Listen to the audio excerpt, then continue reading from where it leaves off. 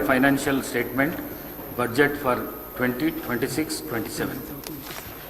I request the Deputy Chief Minister to present the annual financial statement, budget for 2026-27. Deputy CM garu.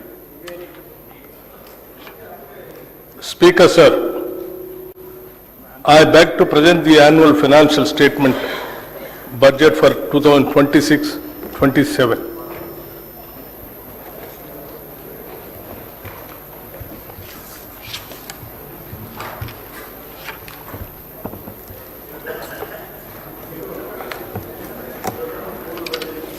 గౌరవ అధ్యక్ష, ప్రజల ప్రయోజనాలే పరమావధిగా రాష్ట్ర అభివృద్ధి ధ్యేయంగా సాగుతున్న ఈ ప్రజాప్రభుత్వంలో వరుసగా నాలుగోసారి 2026-27 ఆర్థిక సంవత్సరానికి బడ్జెట్ను ప్రవేశపెట్టే అవకాశం నాకు కల్పించిన తెలంగాణ ప్రజానికానికి, ప్రభుత్వానికి, కాంగ్రెస్ నాయకత్వానికి హృదయపూర్వక కృతజ్ఞతలు తెలుపుకుంటున్నాను.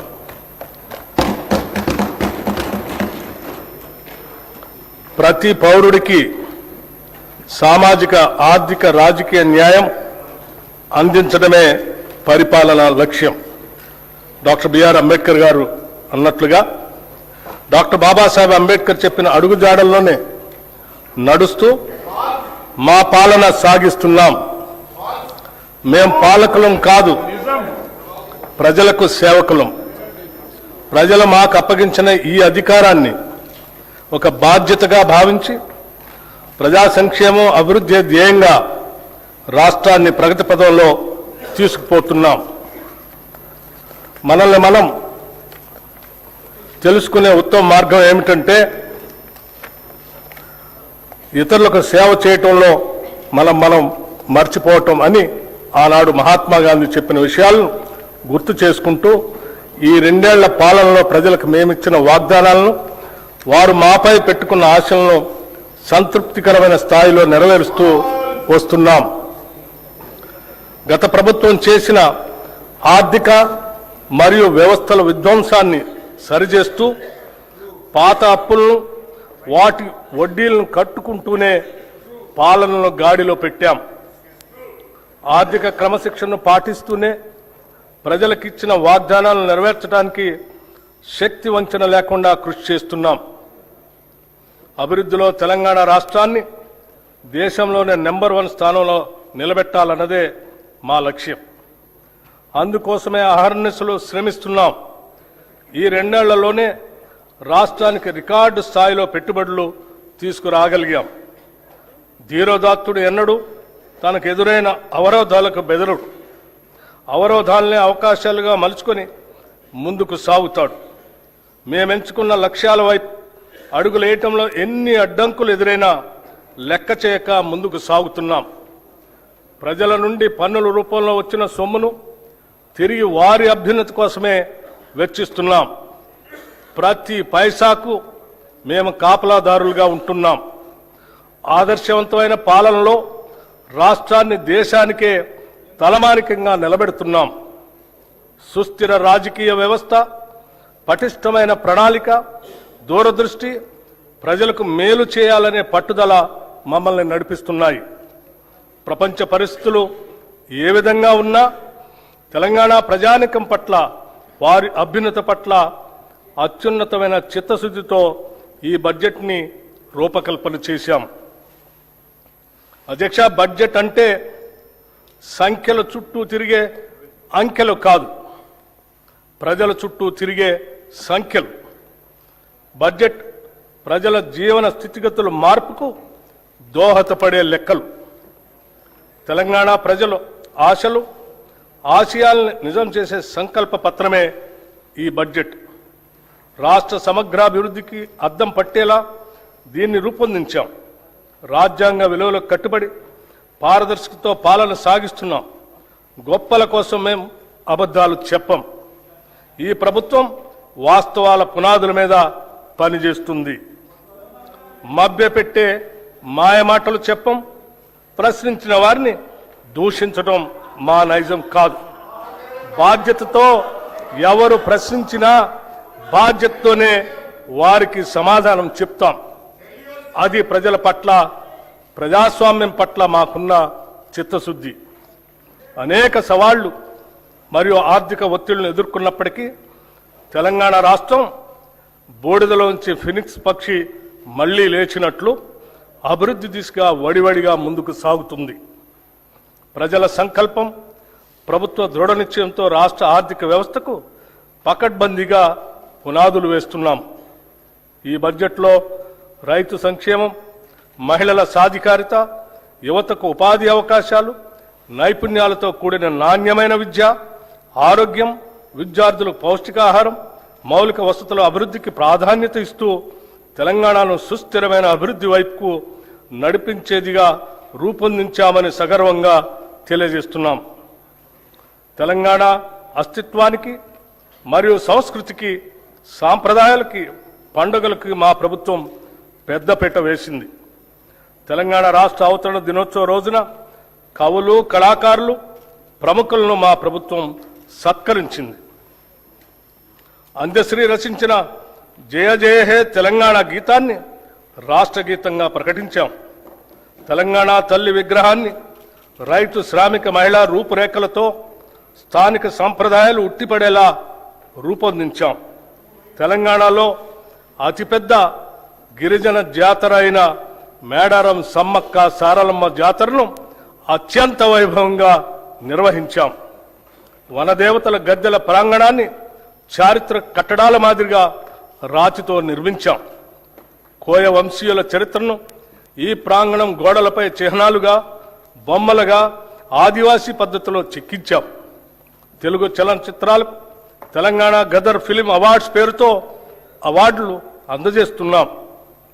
ఆక్స్ఫర్డ్, స్టాన్ఫోర్డ్ యూనివర్సిటీల తరహాలో మన యూనివర్సిటీల్లో కూడా విద్యా ప్రమాణాలు పెంచాలని ప్రభుత్వం సంకల్పించింది. ఉస్మానియా విశ్వవిద్యాలయం, జవహర్లాల్ నెహ్రూ సాంకేతిక విశ్వవిద్యాలయం, వీరనారి చాకలి ఐలమ్మ మహిళా విశ్వవిద్యాలయాలను అంతర్జాతీయ స్థాయి విద్యా సంస్థలుగా తీర్చిదిద్దేందుకు చర్యలు తీసుకుంటున్నాం. విద్యా, ఉద్యోగ అవకాశాలు మెరుగుపరచడం, పెట్టుబడులను ఆకర్షించడంపై మా ప్రభుత్వం ప్రత్యేక శ్రద్ధ కనపరిచింది.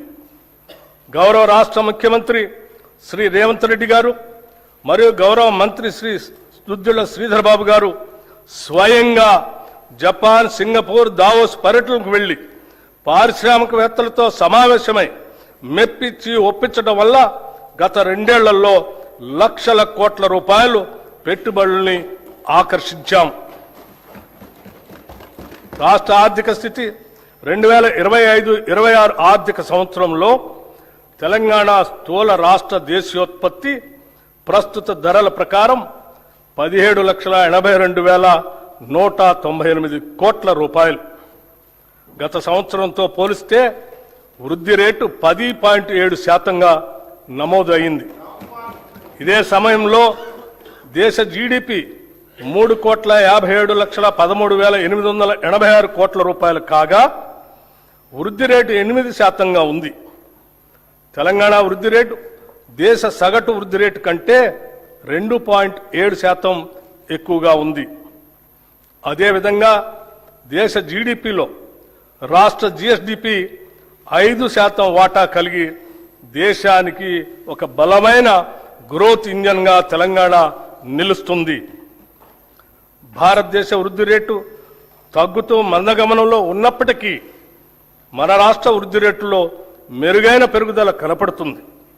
ప్రస్తుత ధరల ప్రకారం 2024-25 ఆర్థిక సంవత్సరంలో 9.8% ఉన్న దేశ జీడిపి వృద్ధి రేటు 2025-26 నాటికి 8% పడిపోయింది. కానీ సరిగ్గా ఇదే సమయంలో తెలంగాణ రాష్ట్ర స్థూల రాష్ట్ర దేశీయోత్పత్తి వృద్ధి రేటు 2024-25లో 10.6% నుంచి 2025-26 నాటికి 10.7% పెరిగింది.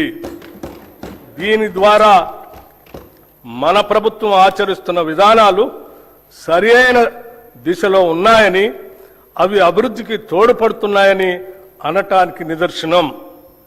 తలసరి ఆదాయం రాష్ట్ర తలసరి ఆదాయం గణనీయంగా పెరిగింది.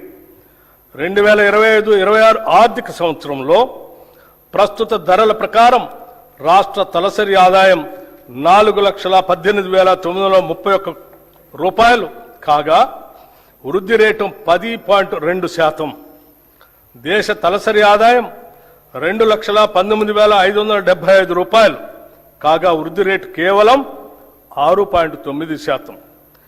దేశ తలసరి ఆదాయంతో పోలిస్తే తెలంగాణ తలసరి ఆదాయం 1,99,356 రూపాయలు ఎక్కువ, అంటే 1.9 రెట్లు ఎక్కువగా ఉంది. డాక్టర్ ఏపీజే అబ్దుల్ కలాం గారు అన్నట్టు dream dream dream dreams transform into thoughts and thoughts result in action. ప్రస్తుతం $200 బిలియన్ ఉన్న ఆర్థిక వ్యవస్థను 2034 నాటికి $1 ట్రిలియన్ ఆర్థిక వ్యవస్థగా, 2047 నాటికి $3 ట్రిలియన్ ఆర్థిక వ్యవస్థగా తీర్చిదిద్దే ఒక మహత్తర లక్ష్యాన్ని నిర్దేశించుకున్నాం. ఈ లక్ష్యాన్ని సాధించడం కోసం విభాగాల వారీగా ప్రత్యేక ప్రణాళికలను రూపొందిస్తున్నాం. సెంట్రల్ స్పాన్సర్ స్కీమ్స్ గత ప్రభుత్వం 2014 నుంచి 2023 వరకు కేంద్ర ప్రాయోజిత పథకాలు సెంట్రల్ స్పాన్సర్ స్కీమ్స్ నిధులను సరైన రీతిలో వినియోగించలేదు. కేంద్రం నుంచి మంజూరైన నిధులను కూడా ఆయా పథకాల అమలుకు ఖర్చు చేయకుండా ఇతర అవసరాలకు నిధులు దారి మళ్లించడం వల్ల కేంద్రం నుంచి రావాల్సిన తదుపరి వాయిదాలు నిలిచిపోయి తెలంగాణకు తీరని నష్టం జరిగింది. మా ప్రభుత్వం అధికారంలోకి రాగానే ఈ పరిస్థితి వెంటనే గుర్తించి 2014-15 నుండి 2023-24 ఆర్థిక సంవత్సరం వరకు కేంద్ర ప్రాయోజిత పథకాల కింద బకాయి పడ్డ నిధులన్నింటినీ సంబంధిత శాఖలకు సుమారు 3,000 కోట్ల రూపాయలను ఈ ఆర్థిక సంవత్సరంలో విడుదల చేయటం జరిగింది. మన రాష్ట్ర అభివృద్ధి కోసం కోఆపరేటివ్ ఫెడరలిజం స్ఫూర్తితో కేంద్ర ప్రభుత్వంతో సత్సంబంధాలు కొనసాగిస్తూ 2021-22 సంవత్సరంలో రాష్ట్రానికి కేంద్ర ప్రాయోజిత పథకాల ద్వారా వచ్చిన నిధులు 4,826 కోట్ల రూపాయలు కాగా మా ప్రభుత్వం ఈ ఆర్థిక సంవత్సరం ఇప్పటిదాకా 7,072 కోట్ల రూపాయలను సాధించింది. ఇదే వరవడిని కొనసాగిస్తూ మరిన్ని నిధులను సాధించడానికి రాష్ట్ర ప్రభుత్వం చిత్తశుద్ధితో ప్రయత్నిస్తుంది. అధ్యక్ష, రుణ పునర్వ్యవస్థీకరణ ఏ రాష్ట్రానికైనా ఆర్థిక క్రమశిక్షణ అనేది అభివృద్ధికి మూలాధారం. రాబడికి మించి చేసే అప్పులు ఆ ఆర్థిక వ్యవస్థ మనుగడనే ప్రశ్నార్థకం చేస్తాయి. గత ప్రభుత్వ హయాంలో పరిమితులకు మించి చేసిన అప్పుల కారణంగా రాష్ట్ర ఆర్థిక వ్యవస్థపై తీవ్ర భారం పడింది. ఈ తప్పిదాన్ని సరిదిద్దేందుకు గత ప్రభుత్వం అధిక వడ్డీకి తెచ్చిన ₹25,612 కోట్ల రుణాలను తక్కువ వడ్డీకి పునర్వ్యవస్థీకరించింది అని చెప్పడానికి సంతోషిస్తున్నాం. అంతేకాకుండా రుణ చెల్లింపుల వ్యవధిని పెంచి అసలు చెల్లించాల్సిన కాలాన్ని 20 నుంచి 39 సంవత్సరాలకి పొడిగించింది. ఈ రుణ పునర్వ్యవస్థీకరణ ద్వారా 2025-26 నుండి 2031-32 దాకా చెల్లించాల్సిన 34,058 కోట్ల రూపాయల నుంచి 11,915 కోట్లకు తగ్గింది. దీని ద్వారా రాష్ట్రానికి 22,142 కోట్ల రూపాయలు క్యాష్ అవుట్ఫ్లో తగ్గి నగదు వెసులుబాటు కలిగింది. గతంలో టీయూఎఫ్ఐడిసి సంస్థ 10.2% వడ్డీతో తీసుకున్న 172.02 కోట్లు, తెలంగాణ రోడ్డు డెవలప్మెంట్ కార్పొరేషన్ 9.7% వడ్డీతో తీసుకున్న 2,204.06 కోట్ల రూపాయల రుణాలను 8.6% వడ్డీకి రీస్ట్రక్చర్ చేసుకున్నాము. దీని ద్వారా మొత్తంగా ఈ ఆర్థిక సంవత్సరంలో సుమారు 27,988 కోట్ల అధిక వడ్డీ రుణాలను తక్కువ వడ్డీకి మార్చుకున్నాం. 16వ ఆర్థిక సంఘం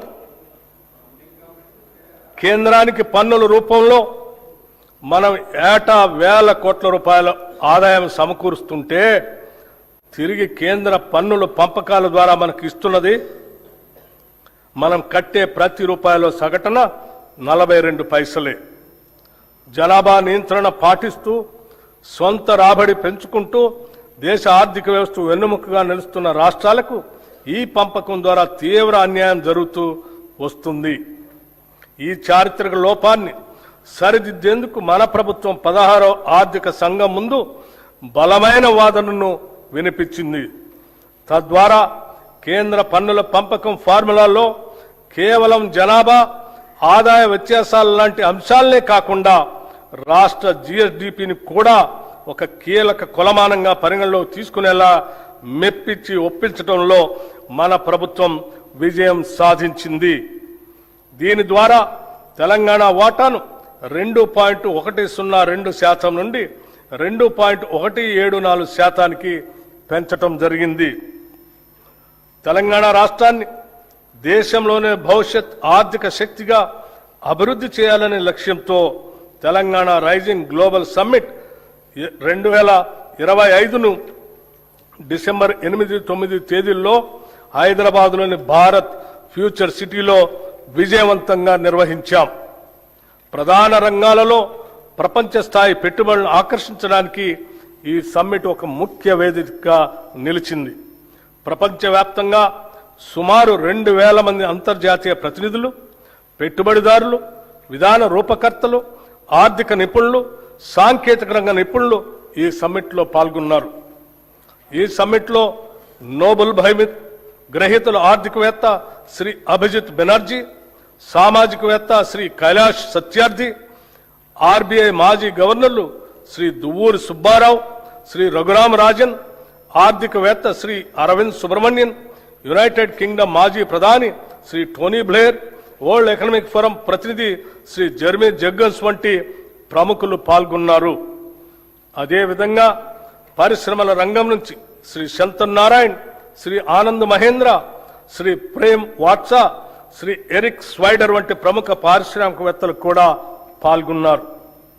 ఈ సమ్మిట్ సందర్భంగా తెలంగాణ రైజింగ్ విజన్ 2047 పత్రాన్ని అధికారికంగా విడుదల చేయటం జరిగింది.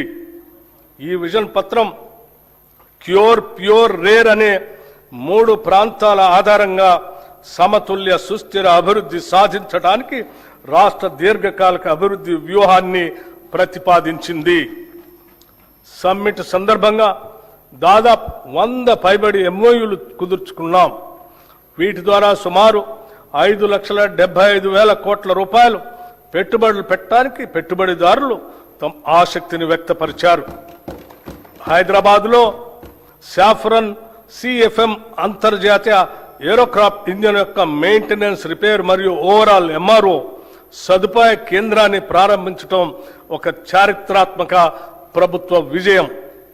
గౌరవ ముఖ్యమంత్రి శ్రీ రేవంత్ రెడ్డి గారు దావోస్లో next gen life sciences policy 2026-2030ను ఆవిష్కరించారు.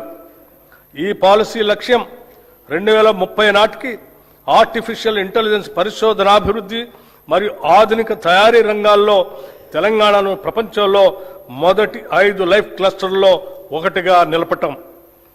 ఈ రంగంలో ఇప్పటిదాకా 73,360 కోట్ల పెట్టుబడుల్ని ఆకర్షించాము.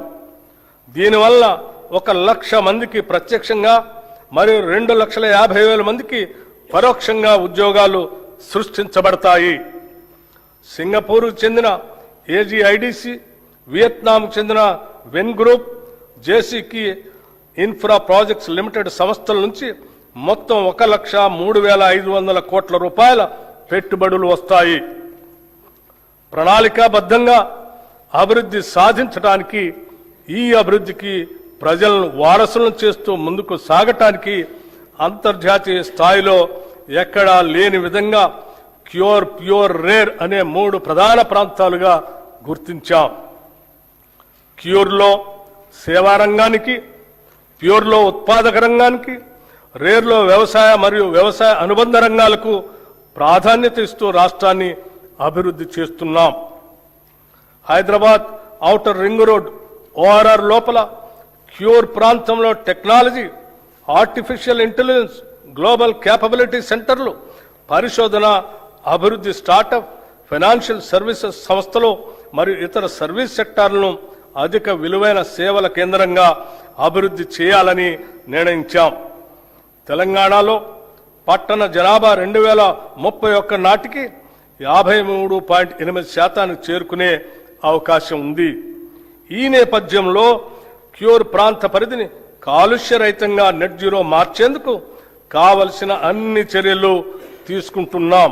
సందర్భంగా health policy, Hyderabad industrial lands transformation పాలసీని కింద కాలుష్య కారక పరిశ్రమలను ఓఆర్ఆర్ బయటికి తరలించేందుకు మరియు సింగిల్ యూజ్ ప్లాస్టిక్ వినియోగాన్ని నిషేధించేందుకు చర్యలు తీసుకుంటున్నాం. క్యూర్ పరిధిలో ప్రస్తుతం ఉన్న పెట్రోల్, డీజిల్ ఆటోలను రెట్రో ఫిట్టింగ్ ద్వారా ఎలక్ట్రిక్ వాహనాలుగా ప్రభుత్వ ఖర్చుతో మారుస్తాం. Peri urban region economy, outer ring road, regional ring road మధ్య ప్రాంతాన్ని మ్యానుఫ్యాక్చరింగ్ హబ్గా అభివృద్ధి చేయాలని లక్ష్యంగా పెట్టుకున్నాం. ఈ ప్రాంతంలో తయారీ పరిశ్రమలు, ఎంఎస్ఎంఈ క్లస్టర్లు, లాజిస్టిక్ హబ్లు, పారిశ్రామిక పార్కులు ఏర్పడేలా చర్యలు తీసుకుంటాం. దీని ద్వారా ముఖ్యంగా పెద్ద ఎత్తున ఉద్యోగాలు సృష్టించబడతాయి. ఈ ప్రాంతం తెలంగాణ ఆర్థిక వ్యవస్థకు తయారీ కేంద్రంగా, మ్యానుఫ్యాక్చరింగ్ ఇంజన్గా మారనుంది. రీజనల్ రింగ్ రోడ్ అవతల ఉన్న ప్రాంతాలను వ్యవసాయ వాల్యూ యాడెడ్ ఆర్థిక వ్యవస్థగా ఏర్పాటు చేస్తున్నాం. ఇందులో ఆహార ప్రాసెసింగ్ పరిశ్రమలు, విలువ ఆధారిత వ్యవసాయం, పర్యావరణ పర్యాటక రంగం పై ప్రత్యేక దృష్టి సారిస్తున్నాం. దీని ద్వారా గ్రామీణ ప్రాంతాల ఆదాయం పెరిగి సమగ్ర ప్రాంతీయ అభివృద్ధి సాధ్యమవుతుంది. హైదరాబాద్ అభివృద్ధికి ప్రభుత్వం పలు చర్యలు తీసుకుంటుంది.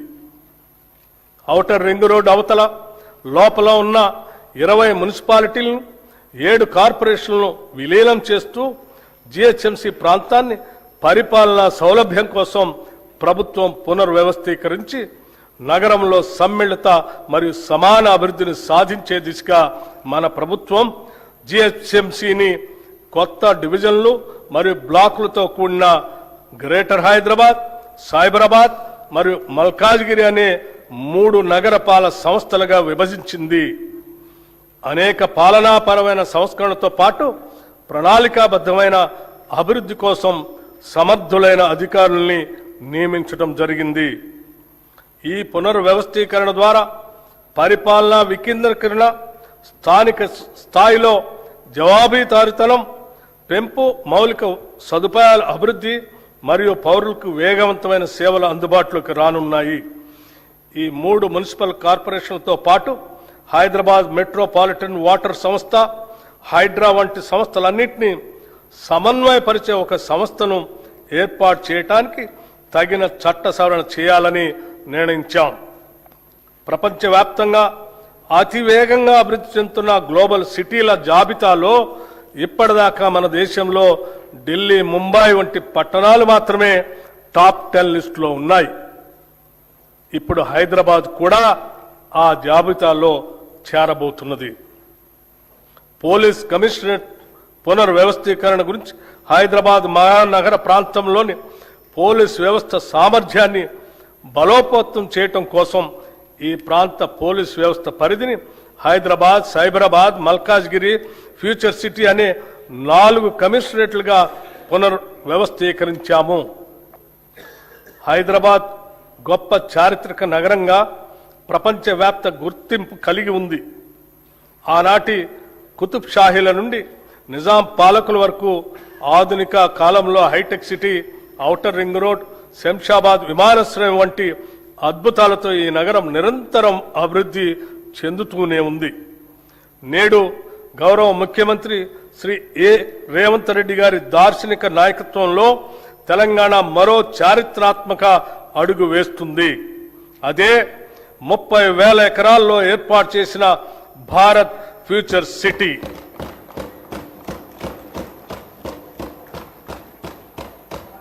రేడియల్ రోడ్ల నిర్మాణం, ఫ్యూచర్ సిటీని నేరుగా ఆంధ్రప్రదేశ్లోని మచిలీపట్నం పోర్టుకి అనుసంధానించే గ్రీన్ఫీల్డ్ జాతీయ రహదారి, భూగర్భ విద్యుత్ వ్యవస్థ, పర్యావరణ అనుకూల స్మార్ట్ గ్రిడ్లతో ఈ నగరం సుస్థిర అభివృద్ధికి నిదర్శనంగా నిలుస్తుంది. అంతర్జాతీయ ప్రమాణాలకు అనుగుణంగా నైపుణ్యం కలిగిన శ్రామిక శక్తిని తయారు చేయడం కోసం ఇక్కడ స్కిల్ యూనివర్సిటీని ఏర్పాటు చేశాం. ఈ ఫ్యూచర్ సిటీ నిర్మాణం పూర్తి చేసుకుంటే ఈ నగరం అంతర్జాతీయ నగరాల సరసన నిలిచి అంతర్జాతీయ పర్యాటక కేంద్రంగా మారుతుంది. తెలంగాణ ఉద్యమ ఆకాంక్షలలో అత్యంత కీలకమైన ఉద్యోగ నియామకాల భర్తీకి ప్రజాప్రభుత్వం అత్యంత ప్రాధాన్యతనిచ్చింది. గత ప్రభుత్వం నిరుద్యోగుల జీవితాలతో చెలగాటమాడింది. టీజీపీఎస్సీ ద్వారా నిర్వహించే అత్యున్నతమైన గ్రూప్ 1, గ్రూప్ 2 పరీక్షలను సమర్థవంతంగా నిర్వహించలేక పరీక్షా పత్రాలు లీక్ కావడంతో రాజ్యాంగబద్ధ సంస్థ అయిన టీజీపీఎస్సీ నవ్వుల పాలైంది. గత ప్రభుత్వ నిర్లక్ష్యానికి ఎందరో నిరుద్యోగులు ప్రాణాలు కోల్పోయారు.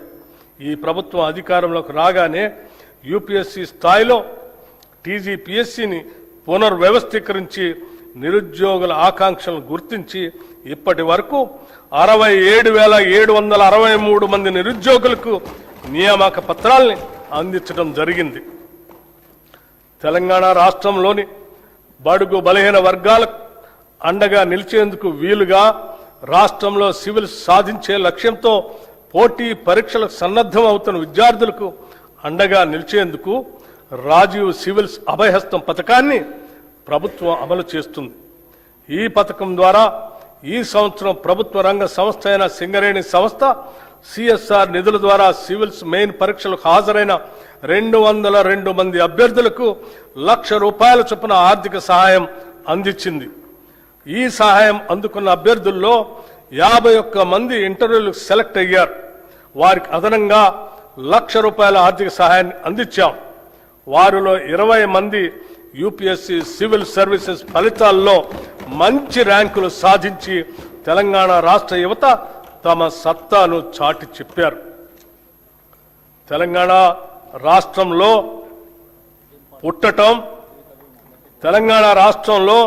పుట్టటం ఇక్కడ జీవించటం ఒక వరం అనే విధంగా ప్రభుత్వం చర్యలు తీసుకుంటున్నది, సౌకర్యాలు కల్పిస్తున్నది. ఈ ప్రభుత్వం రాష్ట్రంలోని ప్రతి కుటుంబానికి భద్రత కల్పిస్తుంది. ఒక కుటుంబంలో ఆదాయం తెచ్చే వ్యక్తి దురదృష్టవశాత్తు అకస్మాత్తుగా దూరమైతే ఆ కుటుంబం పడే మానసిక వేదన ఒకటైతే వాళ్ళు ఎదుర్కొనే ఆర్థిక విపత్తు మరొకటి. ఒక్క సంఘటనతో ఆ కుటుంబం రోడ్డున పడుతుంది. ఆ భయం, ఆ అభద్రతా భావం ఏ ఒక్క తెలంగాణ బిడ్డకు ఉండకూడదన్నదే మా ప్రభుత్వ సంకల్పం. ప్రపంచంలోని ఏ అభివృద్ధి చెందిన దేశానికి సాధ్యం కాని రీతిలో కని విని ఎరుగని ఒక మహత్తర జీవిత బీమా పథకానికి ఈ బడ్జెట్లో శ్రీకారం చుడుతున్నాం. సామాజిక అంతరాలతో సంబంధం లేకుండా పేద మధ్యతరగతి ధనిక అనే తేడా చూడకుండా రాష్ట్రంలోని 1,15,00,000 కుటుంబాలకు ప్రతి కుటుంబానికి ₹5,00,000 జీవిత బీమా అందించే విధంగా జూన్ 2, 2026 నుండి ఇందిరమ్మ కుటుంబ జీవిత బీమా పథకంను నూతనంగా ప్రవేశపెడుతున్నాం.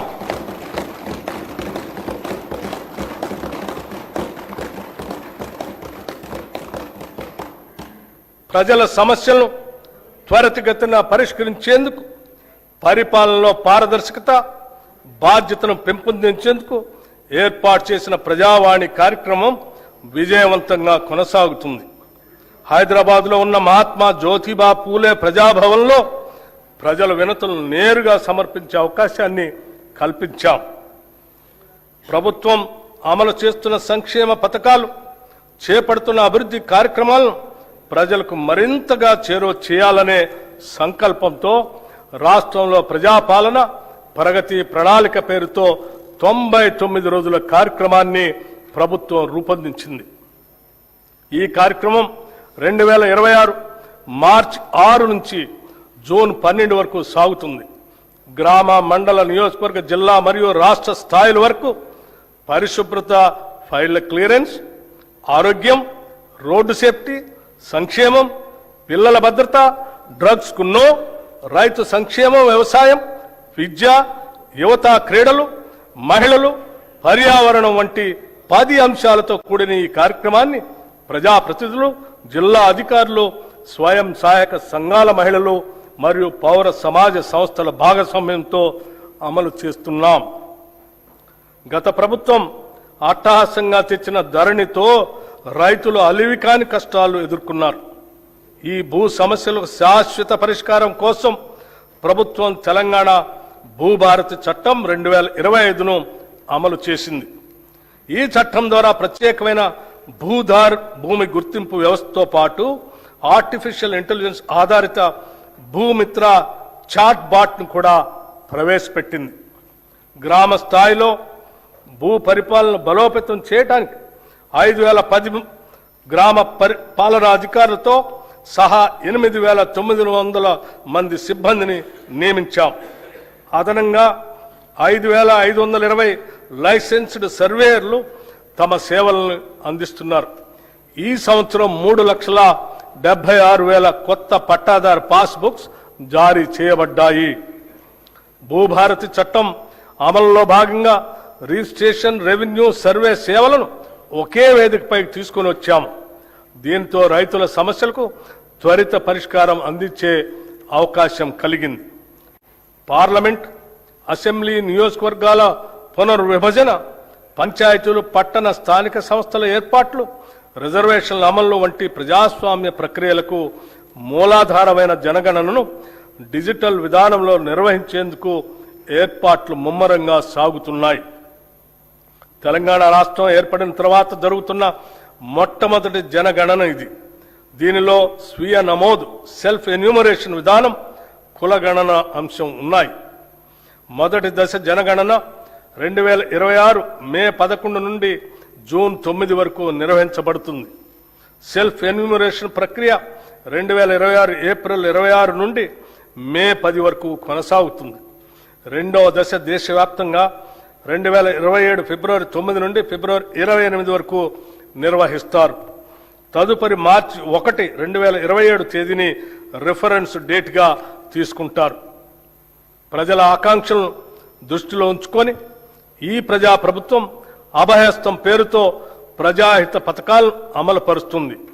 కనీస సదుపాయాలు కూడా లేని వారికి ఉపయోగపడే విధంగా మహాలక్ష్మి, గృహజ్యోతి, ఇందిరమ్మ ఇళ్లు, మహిళా శక్తి మిషన్ వంటి పథకాలు పేదల జీవితాల్లో వెలుగులు నింపుతున్నాయి. మహాలక్ష్మి పథకం మేము అధికారంలోకి వచ్చిన వెంటనే అమలు పరిచిన మొదటి వాగ్దానం. ఉచిత బస్సు ప్రయాణం. ఈ పథకం ద్వారా ప్రతిరోజు రాష్ట్రంలోని 34,37,000 మంది ఆడబిడ్డలు ఉచితంగా ఆర్టీసీ బస్సులో ప్రయాణిస్తున్నారు. ఇప్పటి వరకు ఈ పథకం ద్వారా రాష్ట్రంలోని మహిళలు 269,68,00,000 ఉచిత ప్రయాణాలు చేసి దాదాపు 9,222 కోట్ల రూపాయల్ని ఆదా చేసుకున్నారు. 500కే గ్యాస్ సిలిండర్. వంట గ్యాస్ సిలిండర్ భారం నుంచి మహిళలను ఉపశమనం కల్పించేందుకు 500 రూపాయలకే గ్యాస్ సిలిండర్ను అందించే పథకాన్ని ప్రభుత్వం ప్రారంభించింది. ఈ పథకం కింద రాష్ట్రంలో 42,90,000 కుటుంబాలకి లబ్ధి చేకూరింది. ఈ పథకం ద్వారా సుమారు 752 కోట్ల రూపాయలు మహిళలకు ఆదా అయింది. గృహజ్యోతి పథకం ద్వారా సుమారు 53,09,000 పేద మధ్యతరగతి కుటుంబాలకి 200 యూనిట్ల వరకు ఉచిత కరెంటు అందిస్తున్నాం. ఈ పథకం కింద ఇప్పటి వరకు 10,97,00,000 సున్నా బిల్లులు జారీ చేయబడ్డాయి. ఈ సబ్సిడీ కింద 3,954 లక్షల రూపాయలు విద్యుత్ సంస్థలకు ప్రభుత్వం చెల్లించింది. చేయూత పథకానికి అర్హులైన వారికి 2 లక్షల నూతన పెన్షన్లు ఇవ్వటానికి మంజూరు చేస్తున్నాము. చేయూత పథకానికి అర్హులైన వారికి 2 లక్షల నూతన పెన్షన్లు మంజూరు చేస్తున్నాము. రాష్ట్రంలోని ఐకేపీ సంఘాల్లోని 1 కోటి మంది మహిళలను కోటీశ్వరం చేయాలనేది మా ప్రభుత్వ సంకల్పం. అందుకోసం 5 సంవత్సరాల్లో 1,00,000 కోట్ల రూపాయల మేరకు బ్యాంకు ద్వారా రుణాలను ఇప్పించే ప్రయత్నం చేస్తున్నాం. దీనిలో భాగంగా ఇప్పటికే 57,938 కోట్ల రూపాయల రుణం ఇప్పించడం జరిగింది. వడ్డీ లేని రుణాల పథకం కింద 2023 డిసెంబర్ నుండి ఈనాటి వరకు పట్టణ గ్రామీణ సెల్ఫ్ హెల్ప్ గ్రూప్స్ కి 1,329 కోట్ల వడ్డీ రాయితీని విడుదల చేయటం జరిగింది. రాష్ట్రంలో 67 లక్షల మహిళలతో ఐకేపీ బలమైన స్వయం సహాయక సంఘాల నెట్వర్క్ గా ఏర్పడింది. మహిళా సంఘాలతో శిల్పారామంలో 106 స్టాళ్లతో ఇందిరా మహిళా శక్తి బజార్ ఏర్పాటు చేశాం. ఈ సముదాయం యొక్క ఉత్పత్తులు 7,68 లక్షలకి చేరాయి. సెల్ఫ్ హెల్ప్ గ్రూప్స్ ద్వారా 600 బస్సులను కొనుగోలు చేసి టీజీఎస్ఆర్టీసీకి అద్దెకి ఇవ్వటానికి ప్రభుత్వం నిర్ణయించి మొదటి దశలో 177,84 లక్షల రూపాయలతో 494 బస్సుల్ని కొనుగోలు చేసింది. నారాయణపేట మరియు సంగారెడ్డిలో 2 పెట్రోల్ బంకులు ఏర్పాటు చేశాం. 28 పెట్రోల్ బంకుల ఏర్పాటు పురోగతిలో ఉన్నాయి. మహిళా సాధికారతను మరింత బలోపేతం చేయడానికి ఇప్పటికే ఉన్న 10 జిల్లాలకు అదనంగా 22 జిల్లాల్లో ఇందిరా మహిళా శక్తి భవనాలు ఏర్పాటు చేస్తున్నాము. మారుమూల ప్రాంతాల్లో ఉన్న షెడ్యూల్డ్ తెగల వారికి 12,600 కోట్ల రూపాయల బడ్జెట్తో ఇందిరా సవర గిరి జల వికాసం పథకం ద్వారా 100% సబ్సిడీతో సోలార్ పంప్ సెట్లు అందించి వారి పురోగతికి ఇదోతికంగా తోడ్పడతాం. 6 లక్షల ఎకరాల పోడు భూముల్లో అటవీ ఉత్పత్తులకు సంబంధించిన తోటల పెంపకాన్ని ప్రోత్సహించి 2,10,000 గిరిజన రైతులకు ఈ సౌకర్యం అందిస్తాము. ఈ పథకాన్ని ఇప్పటికే అచ్చంపేటలో పైలట్ ప్రాజెక్టుగా ప్రారంభించాము.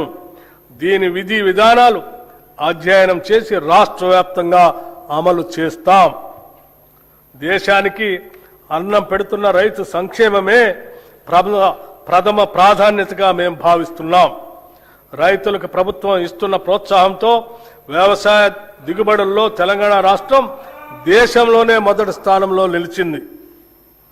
రైతులకు పెట్టుబడి సహాయం కోసం రైతు భరోసా పథకం ద్వారా ప్రతి సీజన్ కు ఎకరాకి 6,000 చొప్పున 2 పంటలు కలిపి సంవత్సరానికి 12,000 రూపాయలు సహాయం అందిస్తున్నాం. రైతులకు మద్దతు ధరనివ్వటం కోసం వారికి ప్రోత్సాహకంగా సన్న వడ్లకు క్వింటాకు 500 రూపాయల చొప్పున అందజేస్తూ ప్రభుత్వం వారికి అండగా నిలుస్తుంది. దీని ద్వారా ప్రతి ఎకరానికి రైతుకు సగటున దాదాపు 25 క్వింటాళ్లు దిగుబడి వస్తుందని పరిగణిస్తే ఒక్క సీజన్కు ఎకరానికి రైతుకు సుమారు 12,500 రూపాయలు ఆదాయం వస్తుంది. దీని వలన రైతుకు సంవత్సరానికి 2 పంటలకు కలిపి 25,000 రూపాయలు అధిక ఆదాయం ఎకరానికి లభిస్తుంది. 2024-25 సంవత్సరంలో 284,16,000 మెట్రిక్ టన్నుల వరి 1,27,00,000 ఎకరాల్లో పండింది. ఫిలిప్పైన్స్ కు 22,750 మెట్రిక్ టన్నుల బియ్యం తెలంగాణ నుంచి ఎగుమతి చేయటం జరిగింది. దీని ద్వారా మన బియ్యానికి డిమాండ్ పెరిగి రైతాంగానికి మరింతగా మద్దతు ధర లభించింది. రాష్ట్రంలో ఉద్యాన పంటల విస్తీర్ణం సుమారు 13 లక్షల ఎకరాలుగా ఉంది. మామిడి, సీతాఫలం, మిరప, పసుపు, నారింజ వంటి పంటల అభివృద్ధికి మా ప్రభుత్వం ప్రాధాన్యత ఇస్తుంది. 79,287 మంది రైతులు 2,90,466 ఎకరాల్లో ఆయిల్ పామ్ పంటను సాగు చేస్తున్నారు. ఈ పంటను మరో 68,000 ఎకరాల్లో విస్తరించేందుకు ప్రణాళిక రూపొందించాం.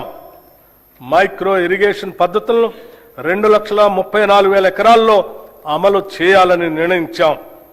ఈ బడ్జెట్లో వ్యవసాయం, రైతు సంక్షేమానికి 23,179 కోట్ల రూపాయలు ప్రతిపాదిస్తున్నాం. రాష్ట్రంలోని 3,38,00,000 లబ్ధిదారులకి పబ్లిక్ డిస్ట్రిబ్యూషన్ సిస్టమ్ కింద అన్ని రేషన్ షాపుల ద్వారా 6 కిలోల సన్న బియ్యం అందించబడుతుంది. దీని ద్వారా ఆహార భద్రత కల్పించడంతో పాటు ప్రజలకు నాణ్యమైన పౌష్టికాహారాన్ని ప్రభుత్వం అందించగలుగుతుంది. గత ప్రభుత్వం 10 ఏళ్లు రేషన్ కార్డులు ఇవ్వకపోవడంతో ఎందరో పేద ప్రజలు సంక్షేమ కార్యక్రమాలకి దూరమయ్యారు. ప్రజాప్రభుత్వం ఏర్పడిన తర్వాత అర్హులైన పేద కుటుంబాలకి 15,12,000 కొత్త రేషన్ కార్డుల్ని జారీ చేశాం. పాత కార్డులో మరో 19,44,000 మంది కొత్త సభ్యుల్ని చేర్చాం. రాష్ట్రంలో ప్రస్తుతం 1,05,07,879 రేషన్ కార్డులు ఉన్నాయి. ఈ బడ్జెట్లో పౌర సరఫరాల శాఖకు 7,366 కోట్ల రూపాయలు ప్రతిపాదిస్తున్నాం.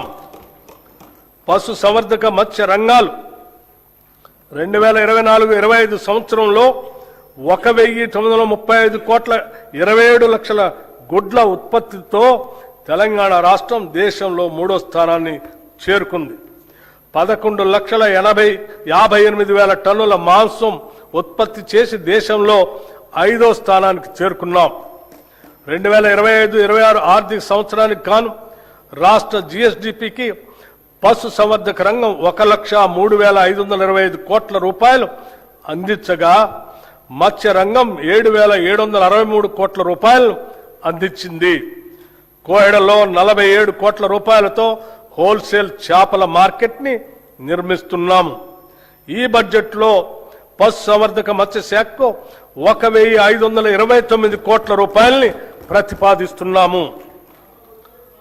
విద్యుత్ అభివృద్ధి, విశ్వసనీయత, భవిష్యత్తు దిశగా తెలంగాణ మన ప్రజాప్రభుత్వం విద్యుత్ రంగాన్ని కేవలం సరఫరా వ్యవస్థగా కాకుండా సామాజిక న్యాయం, ఆర్థిక వృద్ధి మరియు భవిష్యత్ తెలంగాణకు పునాదిగా భావిస్తుంది. విద్యుత్ అనేది కేవలం సేవ కాదు, అది సమాజం ఎలా పనిచేస్తుందో చెప్పే అర్థం. ఈరోజు తెలంగాణలో విద్యుత్ రంగం దేశంలోనే అత్యుత్తమంగా నిలవటానికి కారణం నిరంతర సరఫరా మాత్రమే కాదు, నాణ్యత, విశ్వసనీయత మరియు ప్రజా కేంద్రిత పాలన. ప్రస్తుతం మన రాష్ట్రంలో 23,187 మెగావాట్ల స్థాపిత సామర్థ్యం ఉంది. అందులో గణనీయమైన భాగం పునరుత్పాదక శక్తి వనరుల నుంచే వస్తుంది. మార్చి 13, 2026 తెలంగాణ విద్యుత్ రంగానికి చారిత్రాత్మక రోజు. ఆ రోజు 18,228 మెగావాట్ల గరిష్ట డిమాండ్ను సమర్థవంతంగా నెరవేర్చడమే కాకుండా 341.08 మిలియన్ యూనిట్ల విద్యుత్ సరఫరా చేసి రాష్ట్ర చరిత్రలోనే అత్యధిక వినియోగాన్ని నమోదు చేశాం. అంతేకాదు, ప్రతి వ్యక్తికి విద్యుత్ వినియోగం 2,508 యూనిట్లు ఉండగా ఇది దేశ సగటు కంటే చాలా ఎక్కువ. ఇది తెలంగాణ అభివృద్ధి వేగాన్ని స్పష్టంగా చూపించే సూచిక. ఒకప్పుడు విద్యుత్ కొరత గురించి మాట్లాడుకునే తెలంగాణ ఈరోజు విద్యుత్ భవిష్యత్తును రూపొందించే తెలంగాణగా మారింది. మన ప్రభుత్వం విద్యుత్ సేవలను ప్రజలకు మరింత చేరువ చేయడంలో ఒక కొత్త విధానాన్ని తీసుకొచ్చింది. అధికారులు కార్యాలయాల్లో కాకుండా ప్రజల మధ్యకు వెళ్లే విధంగా ప్రజాబాట పొలం బాట అనే కార్యక్రమాన్ని అమలు చేస్తున్నాం. సమస్యలు ఫైళ్లలో కాదు, ప్రజల దగ్గరే పరిష్కారం అవుతున్నాయి. 214 ఎలక్ట్రిక్ అంబులెన్సులు మరియు 24 గంటల 1912 కాల్ సెంటర్ ద్వారా తక్షణ స్పందన అందిస్తున్నాం. పాలనాపరంగా ఉండే వ్యవస్థ కాదు, సమస్య దగ్గరకు వెళ్లే వ్యవస్థ ఇది. సాంకేతిక రంగంలో కూడా కీలక మార్పులు తీసుకువస్తున్నాం. రియల్ టైం ఫీడర్ మానిటరింగ్ వంటి ఆధునిక వ్యవస్థలు అమలు చేస్తూ సరఫరా నాణ్యతను నిరంతరం పరీక్షించే స్థాయికి తీసుకొచ్చాం. ఇటీవల ఎస్ఎల్సి ఛార్జీల సవరణ ద్వారా కొత్త విద్యుత్ కనెక్షన్లు కాంటాక్ట్ లెస్ విధానంలో అందించే వ్యవస్థను ప్రవేశపెట్టాం. అభివృద్ధి చెందిన దేశాల తరహాలో పారదర్శకతను పెంచుతూ అవినీతి అవకాశాలను తగ్గించే దిశగా ఇది ఒక కీలక అడుగు. విద్యుత్ మౌలిక సదుపాయాల విస్తరణలో తెలంగాణ ఒక కొత్త ప్రమాణాన్ని నెలకొల్పుతుంది. ట్రాన్స్ఫార్మర్లు, సబ్స్టేషన్లు, నెట్వర్క్ సామర్థ్యం ప్రతి స్థాయిలో బలోపేతం అవుతున్నాయి. మౌలిక సదుపాయాలు కనిపించవు, కానీ అవే అభివృద్ధి కనిపించేలా చేస్తాయి. ఈ దశలో యాదాద్రి థర్మల్ పవర్ స్టేషన్లో 3x800 మెగావాట్ల యూనిట్ ని ప్రారంభించి మరొక యూనిట్ ని గ్రిడ్ కి అనుసంధానం చేశాం. ఇది తెలంగాణ భవిష్యత్ విద్యుత్ భద్రతకు బలమైన పునాది. పునరుత్పాదక శక్తి రంగంలో తెలంగాణ ముందంజలో ఉంది. ప్రకృతితో కలిసి ముందుకు సాగటం మన లక్ష్యం. సౌర ప్రాజెక్టులు, సోలార్ విలేజ్లు, రూఫ్ టాప్ విస్తరణ మాత్రమే కాదు, పీఎం కుసుమ్ పథకం ద్వారా రైతులను విద్యుత్ వినియోగదారులుగా కాకుండా విద్యుత్ ఉత్పత్తిదారులుగా మార్చే దిశగా అడుగులు వేస్తున్నాం. ఇది రైతును వ్యవసాయకర్తగా మాత్రమే కాకుండా శక్తి రంగంలో భాగస్వామిగా నిలబడుతుంది.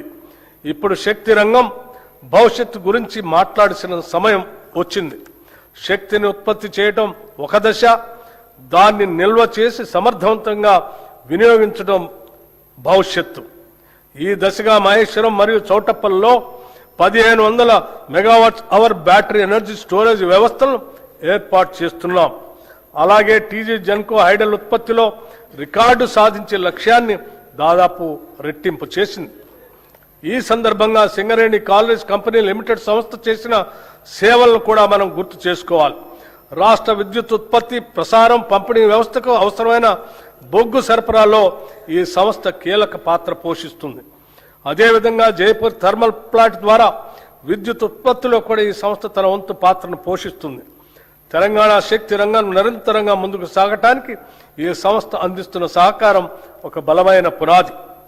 తెలంగాణ రైజింగ్ గ్లోబల్ సమ్మిట్ సందర్భంగా టీజీ జెన్కో ద్వారా 11,460 మెగావాట్ల పంప్ స్టోరేజ్ మరియు ఇతర ప్రాజెక్టులకు 95,150 కోట్ల పెట్టుబడుల్ని ఆకర్షించాం.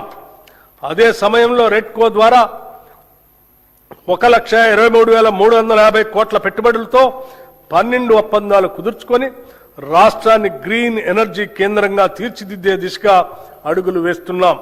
ఇవి కేవలం పెట్టుబడులే కాదు, భవిష్యత్ తెలంగాణ శక్తి నిర్మాణానికి పునాదులు. పట్టణాభివృద్ధిలో కూడా తెలంగాణ కీలక పాత్ర పోషిస్తుంది. హైదరాబాద్ భూగర్భ కేబులింగ్ పనులు చేపడుతూ నగరాన్ని మరింత సురక్షితంగా, ఆధునికంగా మార్చుతున్నాం. రాష్ట్రంలో ఇప్పటికే 1036 ఎలక్ట్రిక్ వాహన్ ఛార్జింగ్ స్టేషన్లు ఏర్పాటు చేసి పర్యావరణ రహిత రవాణా వైపు తెలంగాణ వేగంగా ముందుకు పోతుంది. తెలంగాణ రైజింగ్ దృష్టిలో భాగంగా క్యూర్ ప్రాంతాల్లో గ్రీన్ మొబిలిటీని మరింత విస్తరించే దిశగా కూడా క్రమబద్ధమైన చర్యలు తీసుకుంటున్నాం.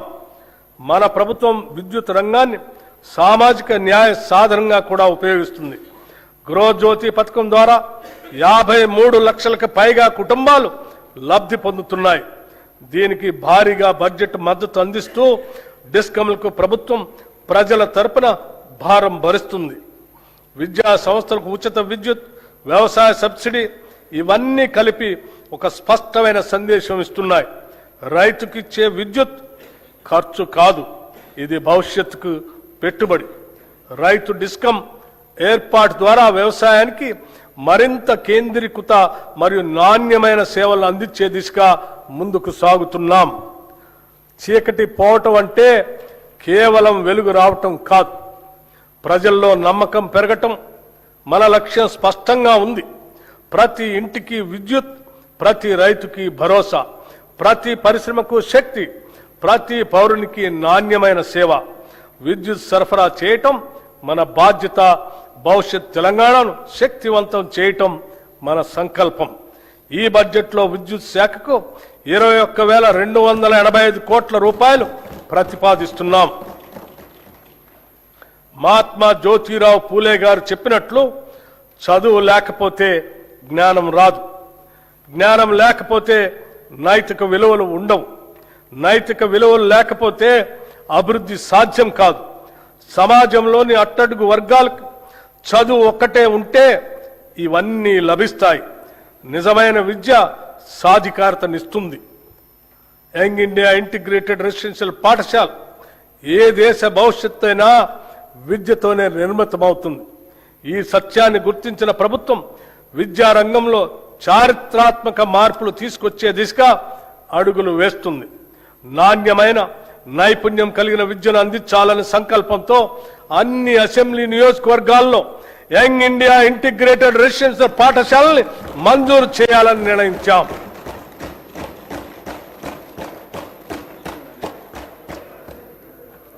తెలంగాణ సమాజం ఒక ఉమ్మడి వసుదైక కుటుంబంగా SC, ST, BC, minority, OC విద్యార్థులు ఒకే చోట చదువుకునేందుకు వీలుగా అధునాతన వసతులతో 105 యంగ్ ఇండియా ఇంటిగ్రేటెడ్ రెసిడెన్షియల్ పాఠశాలలు నిర్మిస్తున్నాం. ఇప్పటికే 79 స్కూళ్లు మంజూరు చేశాం. 40 చోట్ల నిర్మాణ పనులు వివిధ దశల్లో ప్రారంభమయ్యాయి. ప్రాథమిక విద్యను బలోపేతం చేయడానికి 33 జిల్లాల్లో 1,362 ప్రీ ప్రైమరీ విభాగాలను పైలట్ ప్రాజెక్టుగా ప్రారంభించాం. రాబోయే విద్యా సంవత్సరంలో ఈ కార్యక్రమాన్ని 2,000 నుండి 2,500 ప్రభుత్వ పాఠశాలలకు విస్తరించేందుకు ప్రణాళిక సిద్ధం చేస్తున్నాం. బాలికల విద్యను ప్రోత్సహించేందుకు 2025-26 విద్యా సంవత్సరంలో 93 కస్తూర్బా గాంధీ బాలిక విద్యాలయాలను young India institutes of excellence గా ప్రకటించి 120 KGBL ఇంటర్మీడియట్ స్థాయికి పెంచాం. తెలంగాణ పబ్లిక్ స్కూల్స్ ఎంపిక చేసిన ప్రస్తుత ప్రభుత్వ పాఠశాలను ఆధునిక మౌలిక సదుపాయాలు, శిక్షణ పొందిన ఉపాధ్యాయులు, డిజిటల్ సదుపాయాలు, ప్రత్యేక రవాణా వ్యవస్థలతో అన్ని వనరులతో కూడిన క్యాంపస్ గా అభివృద్ధి చేయాలని ప్రతిపాదించాం. ప్రీ ప్రైమరీ నుండి 12వ తరగతి వరకు 1,500 మంది విద్యార్థులకు విద్య అందించబడుతుంది తెలంగాణ పబ్లిక్ స్కూల్స్ లో. అధ్యక్ష, విద్యార్థులకు పౌష్టికాహారం మానవ మనుగడకు అంతిమ లక్ష్యం మేధస్సును పెంపొందించుకోవటమే. ఈ కార్యక్రమాల ద్వారా తెలంగాణ ప్రభుత్వం ప్రతి బిడ్డ, ప్రతి బాలిక, ప్రతి విద్యార్థి కలలకు జీవం పోస్తుంది. తెలంగాణ విద్యార్థులు ఎదిగితే తెలంగాణ రాష్ట్రమే దేదీప్యమానంగా ఎదుగుతుంది. ఈ ఉద్దేశాన్ని సాధించడం కోసం మా ప్రభుత్వం విద్యార్థుల పోషణ, విద్యా ఫలితాలను మెరుగుపరచడానికి వీలుగా 2 నూతన పథకాలు ఈ బడ్జెట్లో ప్రవేశపెడుతున్నాం. విద్యార్థులకి బ్రేక్ఫాస్ట్ పథకం 2026-27 విద్యా సంవత్సరం నుంచి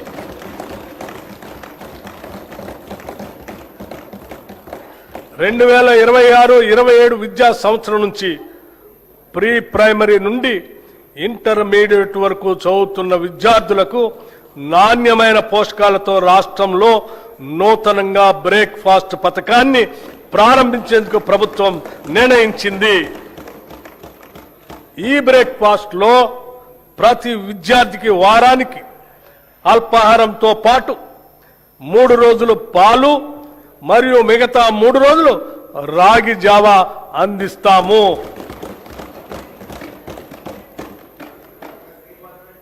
This landmark initiative will improve nutrition and health outcomes, increase attendance and punctuality, reduce dropouts and absenteeism. It will ease the burden on working parents.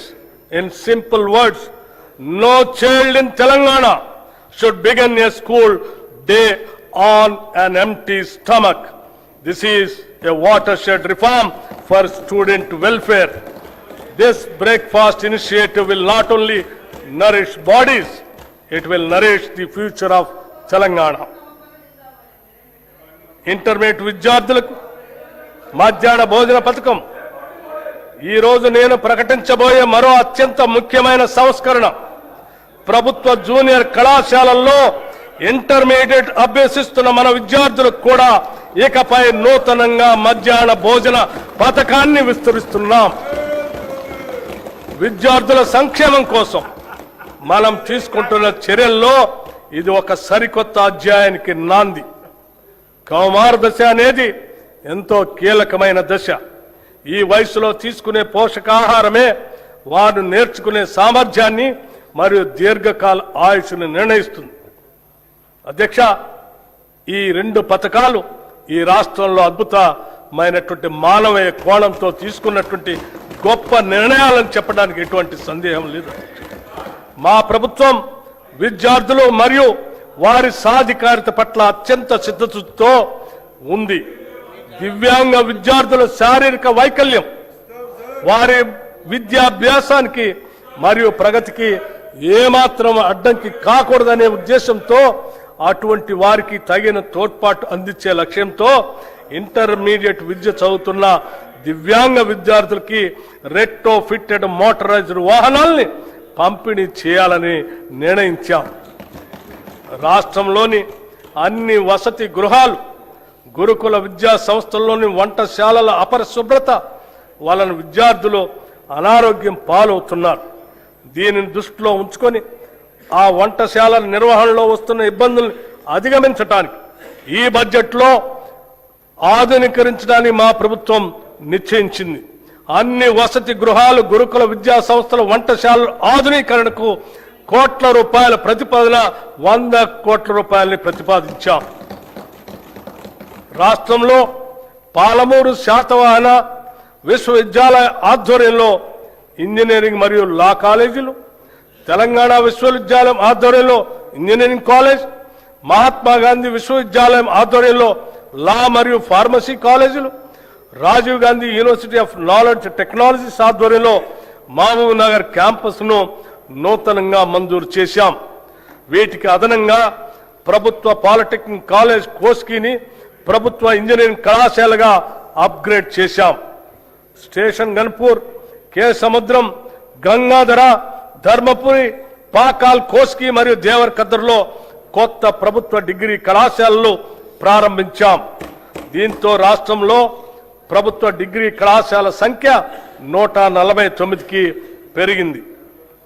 రాష్ట్రంలో ఉన్న 57 పాలిటెక్నిక్ కళాశాలను అడ్వాన్స్డ్ టెక్నాలజీ సెంటర్లుగా ఉన్నతీకరిస్తున్నాం. యువతను భవిష్యత్ ఉద్యోగ అవకాశాలు కల్పించడానికి, ఎంటర్ప్రెన్యూర్లుగా ఎదగటానికి వీలుగా పాలిటెక్నిక్ కళాశాలలో 15 కొత్త కోర్సులు 2026-27 విద్యా సంవత్సరంలో ప్రారంభిస్తున్నాం. విశ్వవిద్యాలయాలు, పరిశోధన సంస్థలకు సంబంధించి భూ విజ్ఞాన, ఖనిజ శాస్త్ర పరిశోధనలకు ప్రత్యేకంగా doctor Manmohan Singh earth sciences యూనివర్సిటీని భద్రాద్రి కొత్తగూడెం జిల్లాలో స్థాపించాం. అలాగే రాష్ట్ర విశ్వవిద్యాలయాల్లో న్యాయ ఇంజనీరింగ్ కళాశాల ద్వారా కొత్త ప్రొఫెషనల్ కోర్సులు ప్రారంభించబడ్డాయి. మౌలిక సదుపాయాల అభివృద్ధి కోసం ఉస్మానియా విశ్వవిద్యాలయానికి 1000 కోట్ల రూపాయలు, వీరనారి చాకలి ఐలమ్మ మహిళా విశ్వవిద్యాలయానికి 400 కోట్ల రూపాయలు ఈ బడ్జెట్లో ప్రతిపాదిస్తున్నాం. మిగిలిన విశ్వవిద్యాలయాలకు కూడా అవసరమైన నిధులు కేటాయిస్తున్నాం. స్కిల్ యూనివర్సిటీ నేటి పోటీ ప్రపంచంలో పరిశ్రమలకు అవసరమగు నైపుణ్యాలున్న మానవ వనరుల కొరత నెలకొని ఉంది. చాలా సందర్భాల్లో ఇంటర్మీడియట్ మరియు డిగ్రీ కళాశాల నుండి ఉత్తీర్ణులైన వస్తున్న మన విద్యార్థుల్లో ఆశించిన స్థాయిలో నైపుణ్యాలు ఉండటం లేదు. అలాగే అధునాతన ప్రత్యేక నైపుణ్యాలు అవసరమైన ఉద్యోగాలకు వారు పూర్తి స్థాయిలో సిద్ధంగా ఉండటం లేదు. ఈ అంతరాన్ని పూడ్చాలనే దార్శనికతతో అటు విద్యావంతులను, నిరుద్యోగ యువత ఎదుర్కొంటున్న ఇబ్బందులను, ఇటు పరిశ్రమలు ఎదుర్కొంటున్న నైపుణ్యం కలిగిన మానవ వనరుల కొరతను ఏకకాలంలో పరిష్కరించాలనే ఉద్దేశంతో మన రాష్ట్ర ప్రభుత్వం యంగ్ ఇండియా స్కిల్ యూనివర్సిటీని స్థాపించింది. పరిశ్రమల అవసరాలకు అనుగుణంగా ఆయా పరిశ్రమల భాగస్వామ్యంతోనే రూపొందించిన పాఠ్యాంశాల ద్వారా యువతకు ప్రత్యేక నైపుణ్యాలని అందిస్తాము. ఈ స్కిల్ యూనివర్సిటీని విద్యాశాఖ పరిధిలో తీసుకొని వస్తున్నాము. రాష్ట్రంలోని 65 ప్రభుత్వ ఐటీఐలను ఆధునిక పరిశ్రమ అవసరాలు తగినట్లుగా తీర్చిదిద్దేందుకు అడ్వాన్స్డ్ టెక్నాలజీ సెంటర్లుగా ప్రభుత్వం ఉన్నతీకరించింది. దీనికి అదనంగా 53 అడ్వాన్స్ టెక్నాలజీ సెంటర్ ఏటీసీలను మంజూరు చేసింది. వీటి నిర్వహణ పనులు పురోగతిలో ఉన్నాయి. దీంతో మొత్తం 118 అడ్వాన్స్డ్ టెక్నాలజీ సెంటర్లు అందుబాటులోకి వస్తున్నాయి. అడ్వాన్స్ టెక్నాలజీ సెంటర్లో శిక్షణ పొందుతున్న ట్రైనీలకి ప్రతి నెల 2,000 రూపాయలు స్కాలర్షిప్ రూపంలో ఇవ్వాలని ప్రభుత్వం నిర్ణయించింది. నైపుణ్యాలకు సంబంధించిన అన్ని సంస్థలను ఒకే గొడుగు కిందకు తీసుకొని రావడానికి అడ్వాన్స్డ్ టెక్నాలజీ సెంటర్లు, పాలిటెక్నిక్ కళాశాలలు మరియు టామ్కామ్లను ఈ స్కిల్ యూనివర్సిటీ పరిధిలోకి తీసుకొస్తాం. యువతను బ్లూ కాలర్ ఉద్యోగాల కోసం సన్నద్ధం చేసేలా ఉస్మానియా యూనివర్సిటీ, జేఎన్టీయూ తదితర విద్యా సంస్థల తరహాలో ఈ విశ్వవిద్యాలయాన్ని తయారు చేయటమే మా ప్రధాన ఉద్దేశ్యం. 2047 నాటికి రాష్ట్ర ఆర్థిక వ్యవస్థను $3 ట్రిలియన్ స్థాయికి చేర్చాలనే మహోన్నత లక్ష్యంతో ఉన్నాం. ఇందుకు మనకు భారీ సంఖ్యలో నైపుణ్యం కలిగిన మానవ వనరులు అవసరం. భారతదేశంతో పాటు ప్రపంచవ్యాప్తంగా ఉన్న నైపుణ్య ఆధారిత బ్లూ కాలర్ ఉద్యోగ అవకాశాలకు అవసరమైన మానవ వనరులను అందించడంలో తెలంగాణ రాష్ట్రాన్ని యావత్ ప్రపంచానికి ఆదర్శంగా తీర్చిదిద్దాలని మేము భావిస్తున్నాం. పిల్లల భవిష్యత్తు కోసం తీసుకునే నిర్ణయాలు ఎప్పుడూ ఖర్చు కాదు, అవి పెట్టుబడులు మాత్రమే. అమ్మ కలలో పిల్లల చదువు, ఇవే తెలంగాణ భవిష్యత్. అమ్మ కలలో పిల్లల చదువు, ఇవే తెలంగాణ భవిష్యత్. ఈ బడ్జెట్లో విద్యారంగానికి 26,674 కోట్ల రూపాయలు ప్రతిపాదిస్తున్నాం. రాష్ట్రంలోని పేద ప్రజలందరికీ నాణ్యమైన వైద్య సేవలు అందించడమే లక్ష్యంగా మా ప్రభుత్వం ప్రజా ఆరోగ్య వ్యవస్థను బలోపేతం చేస్తుంది. తెలంగాణ రైజింగ్ విజన్ 2047 లక్ష్యాల మేరకు రాష్ట్ర ప్రభుత్వం మాతా శిశు సంక్షేమ ఆరోగ్యం, యువత ఆరోగ్యం, దీర్ఘకాలిక వ్యాధుల నియంత్రణ, అలాగే మానసిక ఆరోగ్య సంరక్షణపై ప్రత్యేక ప్రాధాన్యం ఇస్తుంది. ప్రభుత్వ ఆసుపత్రులను బలోపేతం చేయడానికి జిల్లా కేంద్రాల్లో డే కేర్ క్యాన్సర్ సెంటర్లు, నాన్ కమ్యూనికబుల్ వ్యాధుల క్లినిక్స్, వృద్ధుల ప్రత్యేక క్లినిక్స్, పాలియేటివ్ కేర్ సెంటర్లు, ట్రాన్స్జెండర్ల కోసం మైత్రి క్లినిక్స్ ఏర్పాటు చేయబడ్డాయి. ఇంతకాలం గ్రాంటిన్ ఎయిడ్ సంస్థగా ఉన్న 12,720 బెడ్స్ సామర్థ్యం కల తెలంగాణ వైద్య విధాన పరిషత్తును పూర్తి స్థాయి ప్రభుత్వ సెకండరీ హెల్త్ కేర్ విభాగంగా చేస్తున్నాం.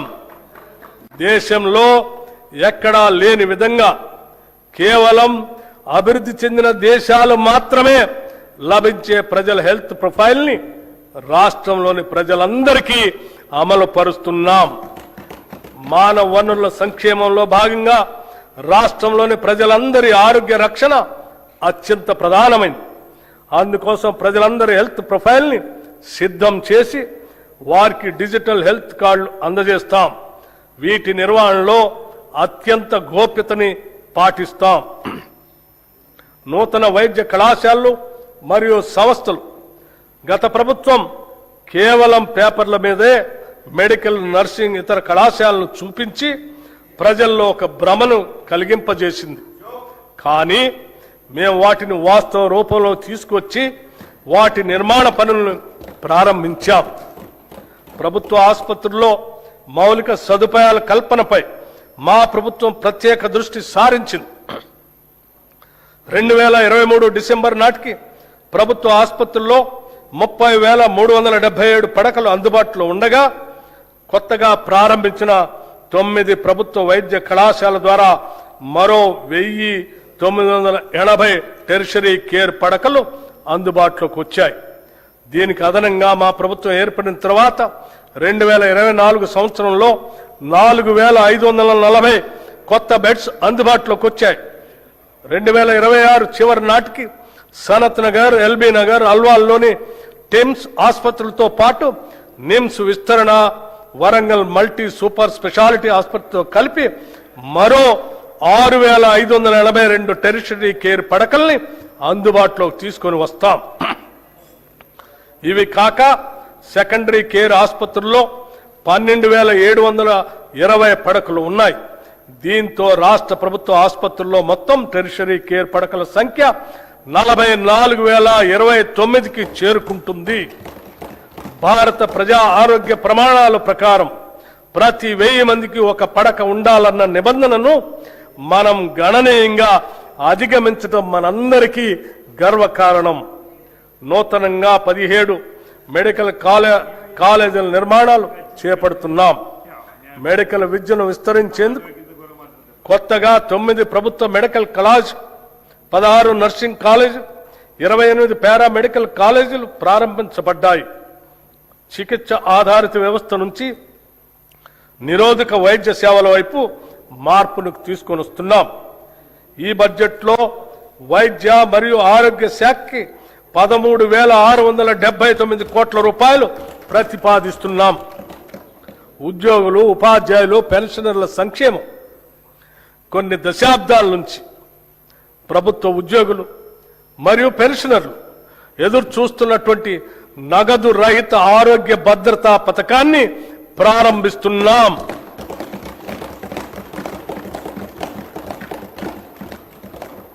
ఈ పథకం ఉద్యోగస్తులు, పెన్షనర్లు, వారిపై ఆధారపడిన కుటుంబ సభ్యులు అందరికీ వర్తిస్తుంది. ఇది ప్రభుత్వ ఉద్యోగస్తులకి, పెన్షనర్లకి ఈ ప్రభుత్వం కల్పిస్తున్న భద్రత మరియు భరోసా. ఈ నగదు రహిత ఆరోగ్య భద్రత పథకాన్ని రాజీవ్ ఆరోగ్యశ్రీ ట్రస్ట్ ద్వారా అమలు చేస్తాం. ప్రభుత్వ ఆసుపత్రులతో పాటు 421 ఎంపానెల్ ప్రైవేట్ ఆసుపత్రుల్లో 1,998 వ్యాధులకు ఈ పథకం ద్వారా చికిత్సను పొందవచ్చు. ప్రతి ఉద్యోగికి డిజిటల్ హెల్త్ కార్డు అందిస్తాం. ఈ పథకం ద్వారా దాదాపు 23,51,000 మంది ప్రభుత్వ ఉద్యోగస్తులు, పెన్షనర్లు, వారిపై ఆధారపడిన కుటుంబ సభ్యులు లబ్ధి పొందుతారు. ఉద్యోగుల భద్రత కోసం దేశంలోనే తొలిసారిగా సమగ్ర ప్రమాద బీమా పథకాన్ని ప్రవేశపెట్టాం. ఈ పథకం ద్వారా రాష్ట్రంలో పనిచేస్తున్న ప్రభుత్వ ఉద్యోగులు, పెన్షనర్లు ప్రమాదవశాత్తు దురదృష్టంగా మరణిస్తే 1,20,00,000 రూపాయల ప్రమాద బీమా వర్తిస్తుంది. 60 ఏళ్ల వరకు 10 లక్షల రూపాయల టర్మ్ లైఫ్ ఇన్సూరెన్స్ కూడా వర్తిస్తుంది. విమాన ప్రమాదంలో మరణిస్తే అదనంగా 2 కోట్ల రూపాయలు అదనపు కవరేజ్ లభించే విధంగా ఈ పథకాన్ని రూపకల్పన చేశాం. ఈ పథకం 7,57,000 ప్రభుత్వ ఉద్యోగులు మరియు పెన్షనర్లకి వర్తిస్తుంది. అంగన్వాడీ టీచర్లు, హెల్పర్లు పదవీ విరమణ ప్రయోజనాలు మంజూరు చేస్తూ టీచర్లకు 2 లక్షల రూపాయలు, హెల్పర్లకు 1,00,000 రూపాయలు ఇస్తున్నాం. 60 ఏళ్ల వయసులో స్వచ్ఛందంగా విధుల్లోంచి విరమించుకున్న వారికి కూడా ఈ ప్రయోజనాలు అందుతాయి. ఈ ప్రజాప్రభుత్వం ఉద్యోగులకి, పెన్షనర్లకి పూర్తి స్థాయిలో భరోసా, నమ్మకం కలిగిస్తుందనటానికి ఇది నిదర్శనం. కార్మిక సంక్షేమం. తెలంగాణ కార్మిక శక్తిని బలోపేతం చేయటం, కార్మిక సంక్షేమం, పారిశ్రామిక అనుకూలత, పని ప్రదేశంలో భద్రత కల్పించడం ద్వారా వారి అన్ని విధాల ప్రభుత్వం సహకరిస్తుంది. టీ-గేట్ డిజిటల్ ప్లాట్ఫామ్ నైపుణ్యాభివృద్ధి, కెరీర్ మార్గదర్శనం, ఉద్యోగ అనుసంధాన సేవలు అందిస్తుంది. భవన నిర్మాణ కార్మిక సంక్షేమ బోర్డుల్లో 1,03,000 మంది కార్మికులను నమోదు చేసి 55,594 మంది లబ్ధిదారులకి 276.78 కోట్ల రూపాయలు పంపిణీ చేశాం. సీఎం ఓవర్సీస్ ఎంప్లాయ్మెంట్ ప్రోగ్రాం రాష్ట్ర యువతకి సురక్షితమైన విదేశీ ఉపాధి అవకాశాలు కల్పించేందుకు వీలుగా ఏర్పాటు చేసిన Telangana overseas manpower company limited ద్వారా UAE, Germany, Japan, UK, Canada వంటి 16 దేశాల్లో సుమారు 13,930 మంది యువతకు ఉద్యోగ అవకాశాలు కల్పించింది. ఈ కార్యక్రమాన్ని మరింత సమర్థవంతంగా నిర్వహించేందుకు వీలుగా సీఎం ఓవర్సీస్ ఎంప్లాయ్మెంట్ ప్రోగ్రామ్ ని ప్రారంభిస్తున్నాం. రాష్ట్ర యువతకి వివిధ రంగాల్లో తగిన నైపుణ్య శిక్షణను మరియు వారికి ఉపాధి లభించిన ఆయా దేశాలకు సంబంధించిన భాషా జ్ఞానంలో శిక్షణ ఇప్పించడం, వారికి వీసా మార్గదర్శకత మరియు విదేశ ప్రయాణానికి కావలసిన రక్షణను ఇచ్చి విదేశాలలో ఆరోగ్య సేవలు, హాస్పిటాలిటీ, నిర్మాణ పనులు, లాజిస్టిక్స్ వంటి రంగాలలో ఉద్యోగ అవకాశాలు కల్పించడం ఈ సంస్థ ఉద్దేశ్యం. ఈ బడ్జెట్లో కార్మిక సంక్షేమ శాఖకు 998 కోట్ల రూపాయలు ప్రతిపాదిస్తున్నాం. మహిళా శిశు సంక్షేమం ఒక దేశం యొక్క పురోగతి అక్కడ మహిళల స్థితి ద్వారా కొలవబడుతుంది అని మహాత్మా గాంధీ గారు చెప్పినట్టు 3 నుండి 6 సంవత్సరాల వయసు గల చిన్నారుల ఉజ్వల భవిష్యత్తు కోసం రాష్ట్ర వ్యాప్తంగా ఉన్న 35,781 అంగన్వాడీ కేంద్రాల ద్వారా ఆధారశిల పాఠ్యాంశాల ద్వారా సుమారు 4 లక్షల మంది చిన్నారులకి అత్యుత్తమ ప్రీ ప్రైమరీ విద్యను ఉచితంగా అందించడంతో పాటు 2 జతల యూనిఫామ్లు అందిస్తున్నాం. బాల భరోసా పథకం ద్వారా అప్పుడే పుట్టిన బిడ్డ నుంచి 5 ఏళ్ల లోపు వయసున్న చిన్నారులలో పుట్టుకతో వచ్చే శారీరక, మానసిక వైకల్యాలను లేదా ఎదుగుదలలో ఉండే లోపాలను తొలి దశలోనే గుర్తించడం ద్వారా వారికి అవసరమైన వైద్య చికిత్సలు అందించి భవిష్యత్తులో అవి శాశ్వత వైకల్యాలుగా మారకుండా నివారించి వారి తల్లిదండ్రులకి కొన్నంత భరోసాని ఇస్తుంది. దివ్యాంగుల మధ్య జరిగే వివాహాన్ని ప్రోత్సహిస్తూ తమ వైవాహిక జీవితాన్ని సంతోషంగా ప్రారంభించేందుకు వీలుగా 2 లక్షల నగదును మన ప్రభుత్వం కానుకగా అందిస్తుంది. స్టేట్ న్యూట్రిషన్ మిషన్ ద్వారా మన పట్టణాల్లోని పేదలకు అదనపు పౌష్టికాహారాన్ని అందించే లక్ష్యంతో ఈ ఏడాది కొత్తగా 274 మొబైల్ అంగన్వాడీ కేంద్రాలను ఏర్పాటు చేయబోతున్నాం. పాలనా పథకం ద్వారా పనిచేసే మహిళల పిల్లల కోసం రాష్ట్ర వ్యాప్తంగా 500 అంగన్వాడీ కమ్ క్రష్ సెంటర్లు ప్రారంభిస్తున్నాం. ఈ కేంద్రాల ద్వారా పిల్లలకు పౌష్టికాహారంతో పాటు డే కేర్ సేవలు అందించి వారిని జాగ్రత్తగా చూసుకోవటం జరుగుతుంది. రాష్ట్రంలోనే మొట్టమొదటిసారిగా వృద్ధుల సంక్షేమం కోసం 37 ప్రణామ్ డే కేర్ సెంటర్ని మంజూరు చేశాం. ఈ బడ్జెట్లో మహిళా శిశు సంక్షేమానికి 3,143 కోట్ల రూపాయలు ప్రతిపాదిస్తున్నాం. షెడ్యూల్డ్ కులాలు, తెగల సంక్షేమం డాక్టర్ బిఆర్ అంబేద్కర్ గారు చెప్పినట్లు రాజకీయ ప్రజాస్వామ్యం సామాజిక ప్రజాస్వామ్యంగా మారనంత కాలం స్వాతంత్రానికి అర్థం లేదు. అంతరాలు లేని సమాజం కోసం మా ప్రభుత్వం నిరంతరం కృషి చేస్తుంది. షెడ్యూల్డ్ కులాలు, షెడ్యూల్డ్ తెగలకు సామాజిక న్యాయం చేయాలనేది మా ప్రభుత్వం ముఖ్య ఉద్దేశం. వసతి పాఠశాలలు, నైపుణ్యాభివృద్ధి కార్యక్రమాల ద్వారా షెడ్యూల్డ్ కులాలు, షెడ్యూల్డ్ తెగలకు ఉద్యోగ అవకాశాలు కల్పించడానికి కృషి చేస్తున్నాం. 368 కోట్ల 27 లక్షల రూపాయల అంచనా వ్యయంతో 910 ఎస్సీ కమ్యూనిటీ హాళ్లు, అంబేద్కర్ భవనాలు, విగ్రహాలు మంజూరు చేశాం. ఎస్సీ ఎస్టీ సప్లాన్ చట్టం అమలును సంపూర్ణంగా అమలు చేయడానికి మా ప్రభుత్వం కృతనిశ్చయంతో ఉంది. మా ప్రభుత్వం ఏర్పడిన నాటికి 2023-24 ఆర్థిక సంవత్సరం నాటికి సప్లాన్ చట్ట ప్రకారం ఖర్చు చేయాల్సిన నిధుల్లో ఎస్సీలకు చెందిన 13,617 కోట్లు, ఎస్టీలకు చెందిన 1,317 కోట్లు, మొత్తం 14,934 కోట్లు ఖర్చు కాకుండా ఉంది. మా ప్రభుత్వం గత ఆర్థిక సంవత్సరంలో చేసిన కేటాయింపులతో పాటు ఈ బకాయిలను కూడా అదనంగా కేటాయించడం జరిగింది.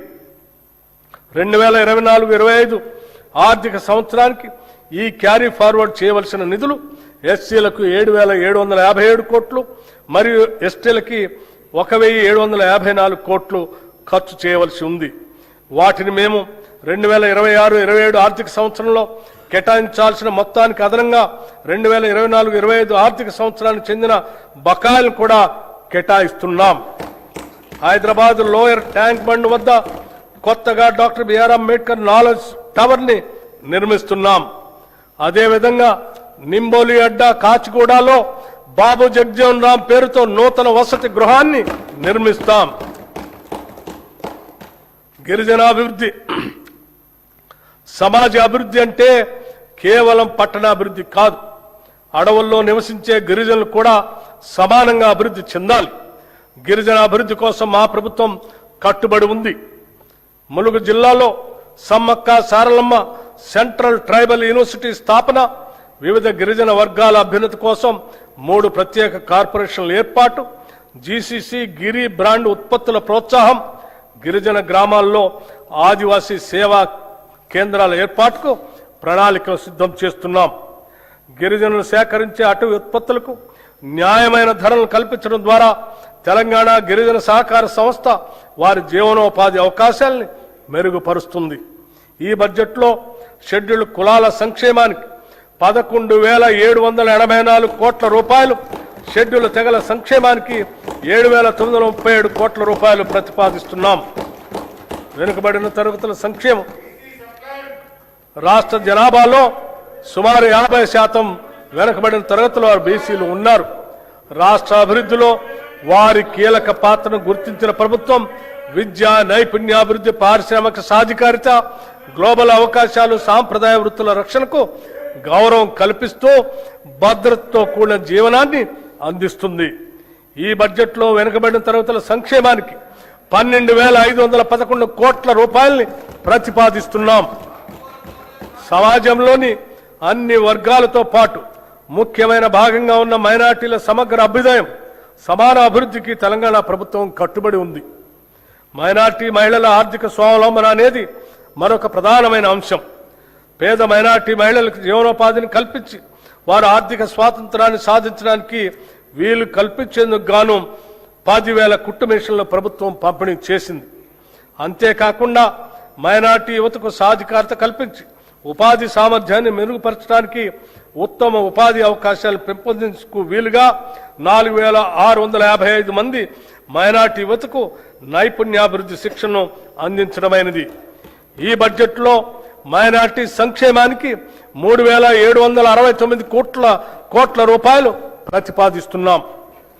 రాజీవ్ యువ వికాసం, SC, ST, BC, minority, OC వర్గాలకు చెందిన యువతను ఆర్థిక సహాయం అందించే లక్ష్యంతో తెలంగాణ ప్రభుత్వం రాజీవ్ యువ వికాస పథకం అనే ప్రతిష్టాత్మక కార్యక్రమాన్ని ప్రవేశపెట్టింది. వారిలో ఆర్థిక స్వయం సమృద్ధిని, వ్యవస్థాపక సామర్థ్యాలను పెంపొందించడానికి సంబంధిత కార్పొరేషన్ల ద్వారా ఈ పథకం అమలు చేయబడుతుంది. ఈ పథకం అమలుకు 6,000 కోట్ల రూపాయలు ఈ బడ్జెట్లో ప్రతిపాదించాం. గృహ నిర్మాణ శాఖ, ప్రతి కుటుంబానికి సొంత ఇల్లు ఉండటం వారి ఆత్మ గౌరవానికి చిహ్నం. దీనిని గుర్తించి ప్రభుత్వం ఇందిరమ్మ ఇళ్లు అనే పవిత్రమైన ఒక బృహత్తర కార్యక్రమాన్ని ప్రారంభించింది. దీనికోసం పేద కుటుంబాలకు వారి సొంత స్థలాల్లో ఇళ్ల నిర్మాణం కోసం లబ్ధిదారులకి ఒక్కొక్క ఇంటికి 5 లక్షల రూపాయలు ఆర్థిక సహాయం అందిస్తున్నాము. ఈ పథకం కింద ప్రభుత్వం 4,50,000 ఇళ్లను మంజూరు చేసింది. ప్రతి అసెంబ్లీ నియోజకవర్గంలో అర్హత కలిగిన అన్ని వర్గాల వారికి ఈ ఇళ్లు కేటాయించబడతాయి. గిరిజన జనాభా ఉన్న ప్రాంతాలకు ప్రత్యేక ప్రాధాన్యత ఇస్తూ ప్రతి నియోజకవర్గానికి అదనంగా 1000 ఇళ్లు కేటాయించాం. ఈ పథకానికి 22,500 కోట్లు ఖర్చు అవుతుంది. ఇప్పటి వరకు 5,073 కోట్ల 84 లక్షలు ఖర్చు చేశాం. ఈ బడ్జెట్లో గృహ నిర్మాణ శాఖకు 7,430 కోట్ల రూపాయలు ప్రతిపాదిస్తున్నాం. ఐటీ రంగంలో మనం సాధిస్తున్న అభివృద్ధి దేశానికే తలమానికంగా మారిందనటంలో సందేహం లేదు. రాష్ట్రంలో 1,500 కంటే ఎక్కువ ఐటీఈఎస్ కంపెనీలు ఉన్నాయి. తెలంగాణ ప్రభుత్వం ఐటీ రంగంలో వృద్ధిని సాధించడానికి, పెట్టుబడులు ఆకర్షించడానికి, ఉపాధి కల్పన కోసం 1వ, 2వ ఐసిటి విధానాలను ప్రారంభించింది. వీటితో పాటు ఎలక్ట్రానిక్స్ పాలసీ, ఇమేజ్ పాలసీ వంటి వాటిని కూడా ప్రభుత్వం తీసుకువస్తుంది. రాష్ట్ర ఐటీ ఎగుమతులు 3.13 లక్షల కోట్లకు చేరుకొని 9.39 లక్షల మందికి పైగా ఉపాధి అవకాశాలు కల్పిస్తున్నాయి. భారతదేశంలోని మొత్తం గ్లోబల్ క్యాపబిలిటీ సెంటర్లలో సుమారు 20% హైదరాబాద్లోనే ఉన్నాయి. 2024-25లో 70కి పైగా కొత్త జీసీసీలు ఇక్కడ ఏర్పాటు చేయబడ్డాయి. ప్రపంచ టెక్ దిగ్గజం గూగుల్ కంపెనీ హైదరాబాద్లో గూగుల్ సేఫ్టీ ఇంజనీరింగ్ సెంటర్ని ఏర్పాటు చేసింది. హైదరాబాద్ పశ్చిమ ప్రాంతానికే పరిమితం కాకుండా నగరం చుట్టూ ఐటీని విస్తరించడానికి గ్రిడ్ విధానాన్ని ప్రభుత్వం ప్రోత్సహిస్తుంది. ప్రస్తుతం ప్రభుత్వ కార్యాలయాల్లో ప్రైవేటు సంస్థల ద్వారా వాడుతున్న ఇంటర్నెట్కు చేస్తున్న ఖర్చును తగ్గించి ప్రభుత్వ సంస్థ అయిన T-Fiber ద్వారా సురక్షితమైన హై స్పీడ్ ఇంటర్నెట్ ఇవ్వాలనే ఉద్దేశంతో 424 మండలాల్లోని 8,888 గ్రామ పంచాయతీలకు 4,800 ప్రభుత్వ సంస్థలకు ఫైబర్ అనుసంధానత కల్పించబడింది. ఈ సంవత్సరాంతానికి 50,000 ప్రభుత్వ సంస్థలకు ఈ సౌకర్యం కల్పించాలని లక్ష్యంగా పెట్టుకున్నాం. ఈ బడ్జెట్లో ఐటీ శాఖకు 875 కోట్ల రూపాయలు ప్రతిపాదిస్తున్నాం. పరిశ్రమల రంగం రాష్ట్ర జీఎస్డిపిలో పరిశ్రమ రంగం వాటా 3,04,217 కోట్ల రూపాయలు. తెలంగాణ రాష్ట్రం పరిశ్రమలకు ఇస్తున్న ప్రాధాన్యతను గుర్తించి ప్రపంచంలోనే వివిధ కంపెనీలు పేరొందిన సంస్థలు తెలంగాణలో పెట్టుబడులు పెట్టడానికి తరలి వచ్చాయి. వివిధ పరిశ్రమలతో రాష్ట్ర ప్రభుత్వం చేసుకున్న ఎంఓయూలు అమలు పర్యవేక్షణకు ప్రభుత్వం ప్రత్యేకంగా స్పీడ్ విభాగాన్ని ఏర్పాటు చేసి దానిని రాష్ట్ర ప్రధాన కార్యదర్శి ఆధ్వర్యంలో నిర్వహిస్తుంది. Rising and accelerating MSME performance ద్వారా రాష్ట్రంలో 140 మహిళా సంఘాల ఆధ్వర్యంలోని వ్యాపారాలను వేగవంతం చేయడానికి ప్రత్యేక కార్యక్రమం చేపట్టింది. 33 జిల్లాల్లో మారుమూలన ఉన్న మహిళలను కూడా చేరుకునేటట్లుగా ప్రీ ఇంక్యుబేషన్ కార్యక్రమం చేపట్టాం. దివ్యాంగులు, ట్రాన్స్జెండర్లు, మైనార్టీలు, ఆదివాసీలు వంటి వర్గాలకు చెందిన మహిళా వ్యాపారులకు ప్రత్యేకంగా ఇంక్యుబేషన్ గ్రౌండ్ స్థాయి ఎంఎస్ఎంఈలకు ప్రాధాన్యత ఇస్తున్నాం. తెలంగాణ పశ్చిమ ప్రాంతం ముఖ్యంగా కొడంగల్ పరిసర ప్రాంతంలో రాబోయే సంవత్సరాల్లో ప్రధాన పారిశ్రామిక కేంద్రంగా అభివృద్ధి చెందనుంది. ఈ నేపథ్యంలో రాబోయే రేడియల్ రోడ్ 2 సమీపంలో భారీ పారిశ్రామిక పార్కుల కోసం ప్రభుత్వం భూములను సమీకరించేందుకు ప్రణాళికలు రూపొందించింది. దీనితో పాటు కొడంగల్ మల్టీపర్పస్ ఇండస్ట్రియల్ పార్క్ ను కూడా అభివృద్ధి చేస్తాం. కేంద్ర ప్రభుత్వం సహకారంతో జహీరాబాద్ ఇండస్ట్రియల్ స్మార్ట్ సిటీ ప్రాజెక్టును అభివృద్ధి చేస్తున్నాం. ఇది 3,245 ఎకరాల విస్తీర్ణంలో జాతీయ పారిశ్రామిక కారిడార్ అభివృద్ధి కార్యక్రమంలో భాగంగా అమలవుతుంది. మన రాష్ట్రం నుంచి సరుకు ఎగుమతులు 1,61,843 కోట్ల రూపాయలకు చేరి దేశంలో 7వ స్థానంలో ఉంది. ఇందులో ముఖ్యంగా ఏరోస్పేస్ మరియు డిఫెన్స్ రంగాలు కీలక పాత్ర పోషిస్తూ మొత్తం ఎగుమతుల్లో దాదాపు 30% వాటాను కలిగి ఉన్నాయి. ఇంకా ఈజ్ ఆఫ్ డూయింగ్ బిజినెస్ విషయంలో తెలంగాణను కేంద్ర ప్రభుత్వం టాప్ అచీవర్ గా గుర్తించడం గర్వకారణం. ఇటీవల హైదరాబాద్లో నిర్వహించిన 23వ బయో ఏషియా అంతర్జాతీయ సదస్సుకు విశేష స్పందన లభించింది. ఈ సదస్సులో 1,700 కోట్ల రూపాయల పెట్టుబడులు పెట్టడానికి పెట్టుబడిదారులు ఆసక్తి వ్యక్తపరిచారు. వి హబ్ ద్వారా రాష్ట్రంలోని 33 జిల్లాల్లో 700కు పైగా మహిళా వ్యాపారవేత్తలకు మద్దతు ఇస్తూ వారి సమగ్ర అభివృద్ధికి దోహదపడుతున్నాం. ఈ బడ్జెట్లో పరిశ్రమల శాఖకు 3,490 కోట్ల రూపాయలు ప్రతిపాదిస్తున్నాం.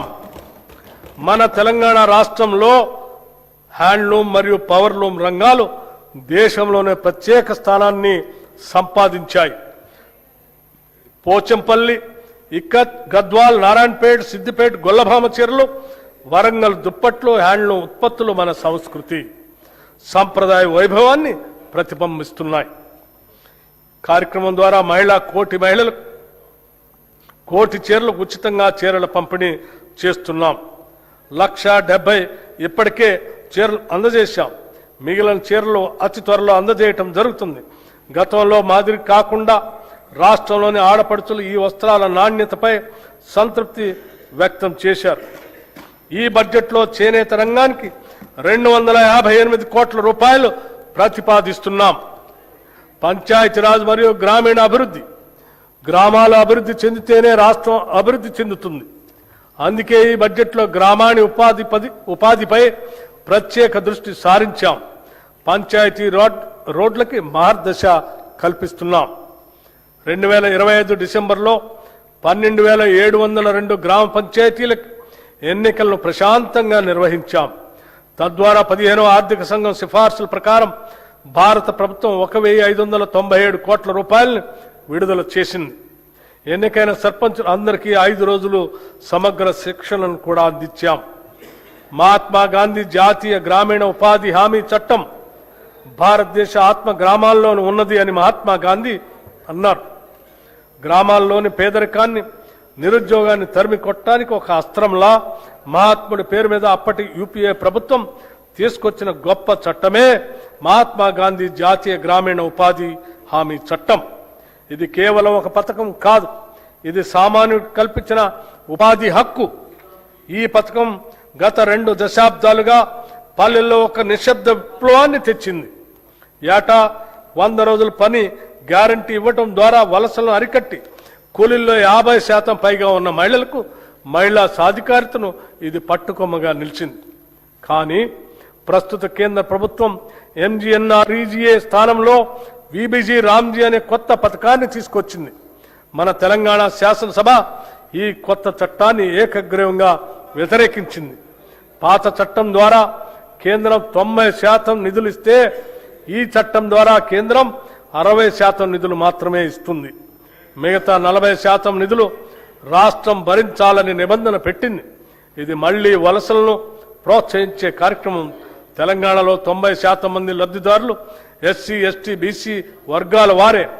బడ్జెట్ పరిమితుల వల్ల వీరి జీవనోపాధికి పెను ప్రమాదం పొంచి ఉంది.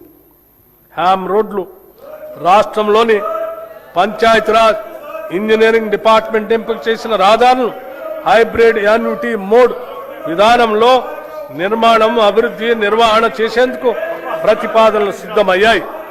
మొదటి దశ కింద 96 నియోజకవర్గాల పరిధిలో 7,450 కిలోమీటర్ల గ్రామీణ రోడ్ల నిర్మాణం చేపట్టడం జరుగుతుంది. ఈ విధానం ప్రకారం 40% వ్యయాన్ని రాష్ట్ర ప్రభుత్వం భరించగా మిగిలిన 60% రాయితీదారు పెట్టుబడి పెడతారు. ఈ 60% రాష్ట్ర ప్రభుత్వం 15 సంవత్సరాల కాల పరిమితి 30 యాన్యుటీల్లో తిరిగి చెల్లిస్తుంది. ఈ రోడ్ల నిర్వహణ బాధ్యత పెట్టుబడిదారుడికే ఉంటుంది. ఈ ఆర్థిక సంవత్సరంలో 2,980 కిలోమీటర్ల రహదారుల్ని నిర్మించాలని ప్రతిపాదించడమైనది. ప్రస్తుత ఆర్థిక సంవత్సరంలో నగదు చెల్లింపుకి 1,372 కోట్ల రూపాయలు అవసరం అవుతుంది.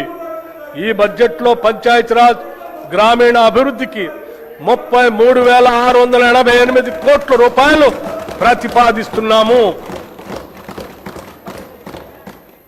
సాగునీటి ప్రాజెక్టులు డిసెంబర్ 2023లో మా ప్రభుత్వం బాధ్యతలు చేపట్టి నుండి సాగునీటి ప్రాజెక్టులు పూర్తి చేయటం ప్రభుత్వ ప్రాధాన్యంలో ఒకటిగా ఉంది.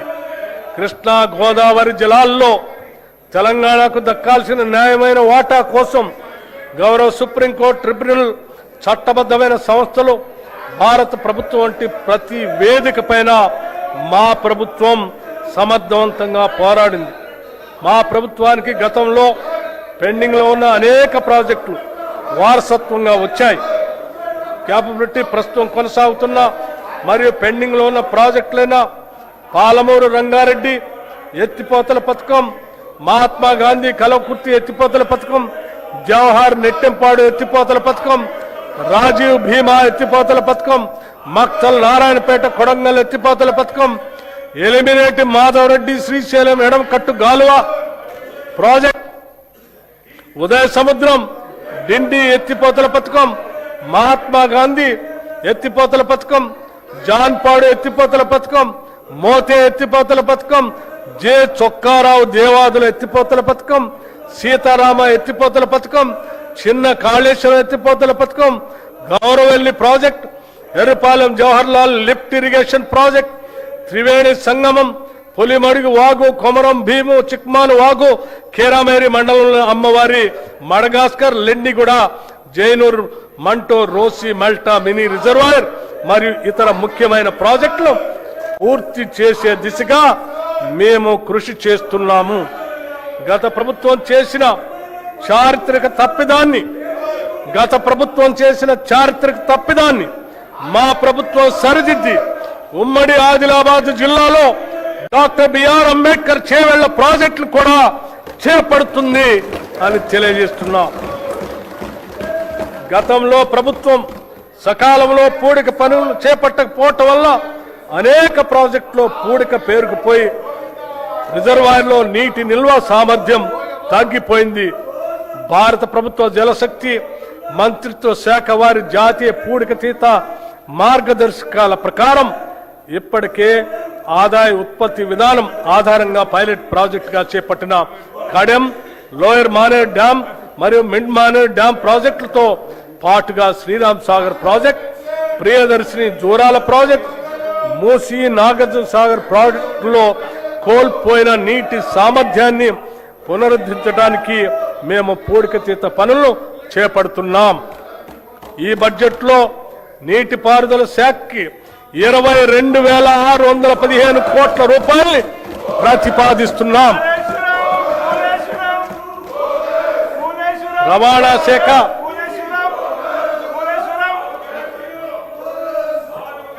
తెలంగాణ రాష్ట్ర రవాణా శాఖ పరిధిలో 1,82,00,000 నమోదిత వాహనాలు ఉన్నాయి.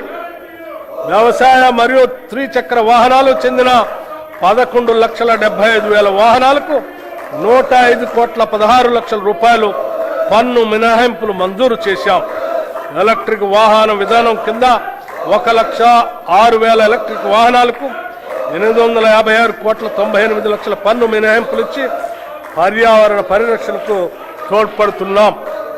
దీని ద్వారా ప్రభుత్వానికి రాబడి తగ్గినా పర్యావరణ పరిరక్షణ విషయంలో వెనకడుగు వేయటం లేదు. రాష్ట్ర వ్యాప్తంగా రోడ్డు భద్రతా చర్యలను మరింత కఠినతరం చేశాం.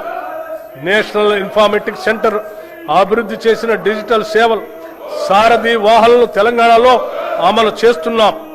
వాహన సేవలను వచ్చే 6 నెలల్లో పూర్తిగా అందుబాటులో తీసుకొస్తాం. రాష్ట్రంలోని అన్ని R&B రోడ్లను హైబ్రిడ్ యాన్యుటీ మోడ్ విధానంలో అభివృద్ధి చేసేందుకు ప్రతిపాదనలు సిద్ధమయ్యాయి. హైదరాబాద్ చుట్టూ రీజనల్ రింగ్ రోడ్డు నిర్మాణంలో పాటు సమాంతరంగా రీజనల్ రింగ్ రైలు ఏర్పాటు చేయాలని నిర్ణయించాం. హైదరాబాద్ చుట్టూ రీజనల్ రింగ్ రోడ్డు నిర్మాణంతో పాటు సమాంతరంగా రీజనల్ రింగ్ రైలు ఏర్పాటు చేయాలని నిర్ణయించాం. నూతన విమానాశ్రయాల అభివృద్ధి, వరంగల్ విమానాశ్రయం కోసం భూసేకరణ పూర్తి చేసి నిర్మాణపు పనులు వేగవంతం చేస్తాం. ఆదిలాబాద్ విమానాశ్రయం మాస్టర్ ప్లాన్ తుది దశలో ఉంది.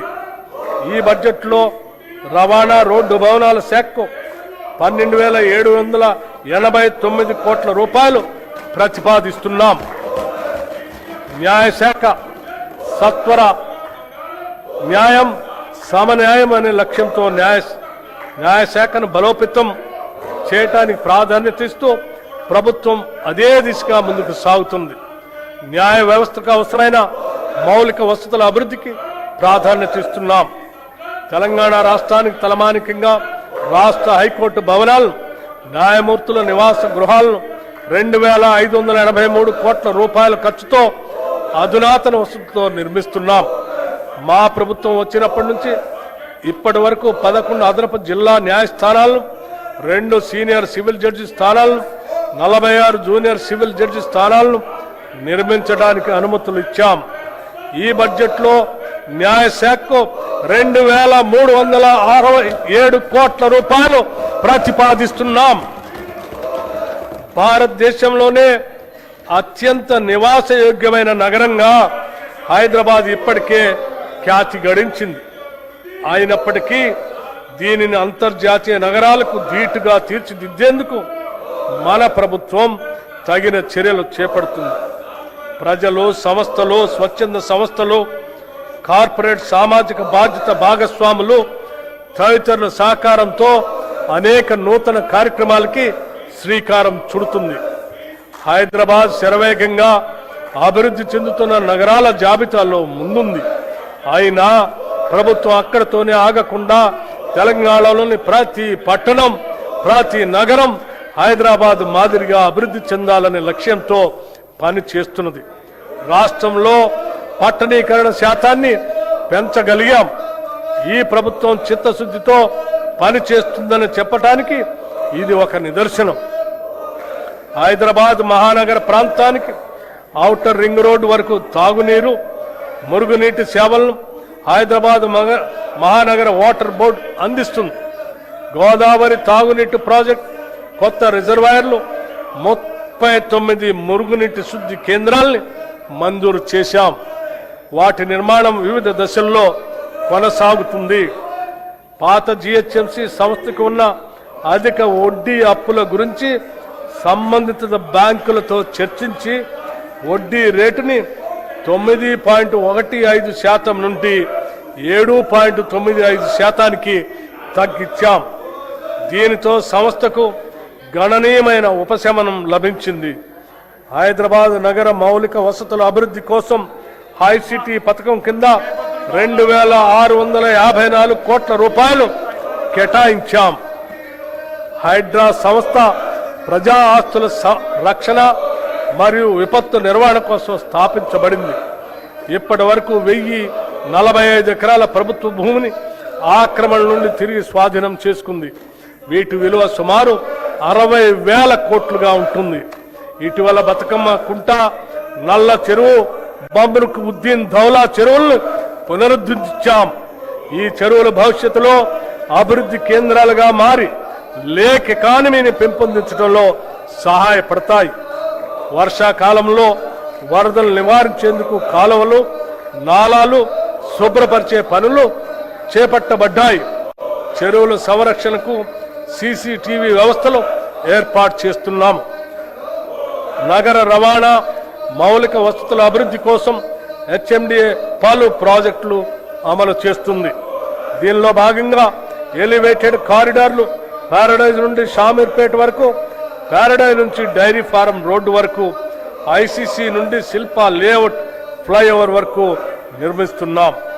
అంతేకాకుండా కురిమిడ వద్ద ఎకో టూరిజం ప్రాజెక్ట్, ఓఆర్ఆర్ నుండి RRR తో కలిపి రేడియల్ రోడ్ల నిర్మాణానికి, రహదారి విస్తరణ, స్కై వాకులు వంటి అభివృద్ధి పనులు చేపడుతున్నాం.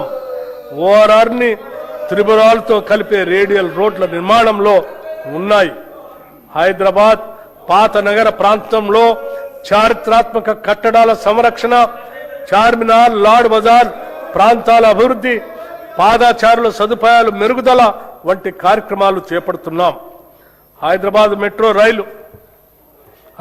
మెట్రో రైలు ప్రస్తుతం రోజుకు సుమారు 5 లక్షల ప్రయాణికులకి సేవలు అందిస్తుంది. ఈ సౌకర్యాన్ని పాత బస్తీకి విస్తరించడంతో పాటు మెట్రో ఫేజ్ 2 కింద కొత్త కారిడార్లు నిర్మించి నెట్వర్క్ ను విస్తరించే ప్రణాళికను ప్రభుత్వం రూపొందించింది. హైదరాబాద్ మహానగరానికి జీవనాడిగా ఉన్న హైదరాబాద్ మెట్రో రైలు ప్రాజెక్ట్ ని ఎల్ఎన్టీ సంస్థ నుంచి తెలంగాణ ప్రభుత్వం తన ఆధీనంలోకి తీసుకోవాలని నిర్ణయం తీసుకోవటం రాష్ట్ర రవాణా చరిత్రలో ఒక సాహసోపేతమైన ప్రజా అనుకూలమైన నిర్ణయం. వేగంగా విస్తరిస్తున్న హైదరాబాద్ నగరంలో పాత బస్తీ, శంషాబాద్ విమానాశ్రయం, హైటెక్ సిటీ దాటి ఇతర ప్రాంతాలకు మెట్రో విస్తరణ ఫేజ్ 2, ఫేజ్ 3 అత్యవసరంగా మారింది. మూసీ నది పునరుద్ధరణ కోసం 55 కిలోమీటర్ల పరిధిలో భారీ అభివృద్ధి ప్రణాళిక చేపడుతున్నాం. ఈ ప్రాజెక్టుకు మొదటి దశ ఉస్మాన్ సాగర్ మరియు హిమాయత్ సాగర్ నుంచి గాంధీ సరోవర్ వరకు ఉంటుంది. ఈ మూసీ పునరుద్ధరణలో భాగంగా గోదావరి ప్రాజెక్టు ద్వారా 2.5 టీఎంసీల నీరు మూసీకి అందించబడుతుంది. 45 ఎస్టీపీలు ఇప్పటికే పనిచేస్తుండగా అదనంగా మరో 39 ఎస్టీపీలు మంజూరు చేయగా వివిధ దశల్లో నిర్మాణంలో ఉన్నాయి. ఈసీ మరియు మూసీ నదుల సంగమ ప్రదేశంలో ప్రభుత్వం ప్రతిష్టాత్మక గాంధీ సరోవర్ ప్రాజెక్టుని అభివృద్ధి చేస్తుంది. ఇందులో నదిని శుభ్రపరిచే పనులు, వరద నియంత్రణ, రివర్ ఫ్రంట్ అభివృద్ధి, ప్రజలకు వినోద సదుపాయాలు ఏర్పాటు చేయటం ఉన్నాయి. మూసీ నది బఫర్ జోన్లో ఉన్న ప్రజలకి ఎటువంటి ఇబ్బంది లేకుండా మానవీయ కోణంలో వారికి పునరావాసం కల్పిస్తాం. మా ప్రభుత్వం హైదరాబాద్ మరియు హైదరాబాద్ చుట్టూ పక్కల వివిధ మౌలిక సదుపాయాల అభివృద్ధి గురించి వివిధ సంస్థల ద్వారా సుమారు 43,592 కోట్ల 88 లక్షల రూపాయల పనులను మంజూరు చేసింది. వాటిలో ఇప్పటికే 24,752 కోట్ల రూపాయల పనులు ప్రారంభమయ్యాయి. మిగిలిన త్వరలో చేపడతాం. ఈ బడ్జెట్లో పురపాలక మరియు పట్టణాభివృద్ధి శాఖకు 17,907 కోట్ల రూపాయలు ప్రతిపాదిస్తున్నాం. శాంతి భద్రతల పరిరక్షణ, రాష్ట్రంలో శాంతి భద్రతల పరిరక్షణ ప్రభుత్వం అత్యంత ప్రాధాన్యతనిస్తుంది. సంఘ వ్యతిరేక కార్యక్రమాలను నిలువరించడంలో పోలీసు శాఖ మంచి ఫలితాలు కనపరుస్తుంది. డ్రగ్స్ పై ఉక్కుబాతం మోపేందుకు, రాష్ట్రాన్ని మాదక ద్రవ్యాల ముప్పు నుంచి రక్షించేందుకు ప్రభుత్వం ఈగల్ అనే ప్రత్యేక దళాన్ని ఏర్పాటు చేసింది. మాదక ద్రవ్యాలు తయారు చేస్తున్న 15 రహస్య ఫ్యాక్టరీలు, ప్రయోగశాలను గుర్తించి నిర్మూలించింది. అంతర్రాష్ట్ర డ్రగ్ రవాణాను అరికట్టేందుకు ముఖ్య మార్గాల్లో జాయింట్ చెక్ పోస్టులు, సీసీటీవీ పర్యవేక్షణ ఏర్పాటు చేశాం. దర్యాప్తు సామర్థ్యాన్ని పెంచేందుకు ప్రత్యేక నార్కోటిక్ ఫోరెన్సిక్ ప్రయోగశాల కూడా స్థాపించాం. డ్రగ్స్ వినియోగాన్ని తగ్గించేందుకు రాష్ట్ర వ్యాప్తంగా డి అడిక్షన్ కేంద్రాలు ఏర్పాటు చేయటమే కాకుండా విద్యా సంస్థల్లో 4,729 యాంటీ డ్రగ్ కమిటీలు, 20,989 ప్రహరీ క్లబ్స్ ఏర్పాటు చేసి యువతలో అవగాహన పెంపొందిస్తున్నాం. నక్సలిజం పునరావాసం, నక్సలిజాన్ని గత ప్రభుత్వం, ప్రస్తుత కేంద్ర ప్రభుత్వం కేవలం శాంతి భద్రతల సమస్యగానే పరిగణించి పోలీసు, సైనిక బలగాలతో అణిచివేసే ప్రయత్నం చేశాయి. కానీ మా ప్రభుత్వం ఈ సమస్య మూలాలను విశ్లేషించి యువతకు సరైన జీవనోపాధి, సామాజిక గౌరవం, ఆర్థిక భరోసా కల్పిస్తే అడవుల్లోకి వెళ్లిన వారు ఆయుధాలు వీడి జనజీవన స్రవంతిలో కలుస్తారనే సామాజిక ఆర్థిక వాస్తవాన్ని గుర్తించి తెలంగాణ ప్రభుత్వం అనుసరించిన దార్శనిక విధానం దేశానికే ఒక ఆదర్శ నమూనాగా నిలిచింది. తెలంగాణ రాష్ట్రం ఏర్పడిన తర్వాత 2014-2023 వరకు 347 మంది మావోయిస్టులు లొంగిపోగా మా ప్రభుత్వం ఏర్పడిన 2023 డిసెంబర్ 7 నుండి 2026 మార్చి 8 వరకు 732 మంది వివిధ స్థాయి క్యాడర్ మావోయిస్టులు లొంగిపోయారు. నక్సలిజం పుట్టుకు కారణమైన ఫ్యూడలిస్టిక్ సామాజిక ఆర్థిక అసమానతలను రూపుమాపటం ద్వారానే నక్సలిజం ఉద్యమానికి ముగింపు పలకగలమని తెలంగాణ రాష్ట్రం నిరూపించింది. సమగ్ర సంక్షేమం, ఉపాధి ద్వారానే నిజమైన సామాజిక మార్పు సాధ్యం అని మన తెలంగాణ రాష్ట్రం దేశానికి మార్గదర్శనం చేసింది. ఈ బడ్జెట్లో హోంశాఖకు 11,907 కోట్ల రూపాయలు ప్రతిపాదిస్తున్నాము. ఆలయాల అభివృద్ధి, తెలంగాణ సాంస్కృతిక ఆధ్యాత్మిక వారసత్వాన్ని కాపాడేందుకు ప్రభుత్వం ప్రత్యేక చర్యలు తీసుకుంటుంది. రాష్ట్రంలో ఆధ్యాత్మిక పర్యాటక అభివృద్ధికి, భక్తులకు మెరుగైన సౌకర్యాలు కల్పించేందుకు భద్రాచలం, కాళేశ్వరం, వేములవాడ, ధర్మపురి వంటి దేవాలయ అభివృద్ధి పైన ప్రత్యేక దృష్టి సారించి తగు నిధులను కూడా మంజూరు చేస్తున్నాం. ప్రసిద్ధి చెందిన రాజన్న దేవాలయాన్ని పూర్తి స్థాయి ఆధ్యాత్మిక కేంద్రంగా అభివృద్ధి చేస్తున్నాం. గోదావరి పుష్కరాలు 12 ఏళ్లకు ఒకసారి అత్యంత పవిత్రంగా జరుపుకునే గోదావరి పుష్కరాలు తెలంగాణ రాష్ట్రంలో 2027 జూన్ 26 నుండి జూలై 7 వరకు జరగనున్నాయి. ఈ పవిత్ర దినాల్లో సుమారు 8 కోట్ల మంది భక్తులు పుణ్యస్థానాలు ఆచరిస్తారని ప్రభుత్వం అంచనా వేస్తుంది. ఈ నేపథ్యంలో తెలంగాణ సంస్కృతి ఉట్టి పడేలా కుంభమేళా తరహాలో ఈ పుష్కరాలను ప్రతిష్టాత్మకంగా నిర్వహించేందుకు రాష్ట్ర ప్రభుత్వం సన్నాహాలు చేస్తుంది. ఈ పుష్కరాల నిర్వహణ మరియు రోడ్ల విస్తరణ, కొత్త ఘాట్ల నిర్మాణం, దేవాలయాల అభివృద్ధి వంటి మౌలిక సదుపాయాల అభివృద్ధి ఏర్పాట్లను పర్యవేక్షించడానికి గౌరవ మంత్రివర్యులు శ్రీ డి శ్రీధర్ బాబు గారి నేతృత్వంలో ఒక ప్రత్యేక కేబినెట్ సబ్ కమిటీని ప్రభుత్వం ఏర్పాటు చేసింది. భక్తులకు సౌకర్యవంతమైన దర్శనం, భద్రత, రద్దీ నియంత్రణ కోసం ఆధునిక సాంకేతికను వినియోగించే చర్యలు తీసుకుంటుంది. ఈ గోదావరి పుష్కరాల నిర్వహణ కొరకు ఈ బడ్జెట్లో 500 కోట్ల రూపాయలు ప్రతిపాదిస్తున్నాం. ఆధ్యాత్మిక పర్యాటక అభివృద్ధి. రాష్ట్రంలో ఆధ్యాత్మిక పర్యాటకాన్ని అభివృద్ధి చేయడంతో పాటు భక్తులకు మెరుగైన సౌకర్యాలు కల్పించడం ప్రభుత్వ ప్రధాన లక్ష్యం. రాష్ట్ర దేవాదాయ శాఖ తెలంగాణ పర్యాటక అభివృద్ధి సంస్థతో కలిసి రాష్ట్రంలో 9 కొత్త పవిత్ర యాత్రా సర్క్యూట్లని ప్రారంభించింది. ఈ యాత్రా సర్క్యూట్ల ద్వారా భక్తులకు వసతి సదుపాయాలు, ప్రత్యేక దర్శనం, పర్యాటక సౌకర్యాలు అందించబడుతున్నాయి. యువజన సర్వీసులు, క్రీడలు, టూరిజం. యువతే రాష్ట్ర భవిష్యత్తుకు మార్గనిర్దేశకులు. వారిలో నైపుణ్యాభివృద్ధిని పెంపొందించి పారదర్శక నియామక ప్రక్రియ ద్వారా ఉపాధి అవకాశాలను పెంపొందిస్తున్నాం. గత ఏడాది డిసెంబర్ 13, 2025న ఉప్పల్ రాజీవ్ గాంధీ అంతర్జాతీయ స్టేడియం ఒక అపూర్వ ఘట్టానికి వేదికైంది. ప్రపంచ ఫుట్బాల్ దిగ్గజం లియోనెల్ మెస్సీని మన హైదరాబాద్ గడ్డపైకి తీసుకురావటం మన ప్రభుత్వ దార్శనికతకు, క్రీడల పట్ల ఉన్న చిత్తశుద్ధికి నిదర్శనం. ఈ చారిత్రక ప్రదర్శన మ్యాచ్లో సాక్షాత్తు గౌరవ ముఖ్యమంత్రి శ్రీ రేవంత్ రెడ్డి గారు పాల్గొన్న తీరు రాష్ట్ర వ్యాప్తంగా లక్షలాది మంది యువతలో అపూర్వమైన క్రీడా స్ఫూర్తిని రగిలించింది.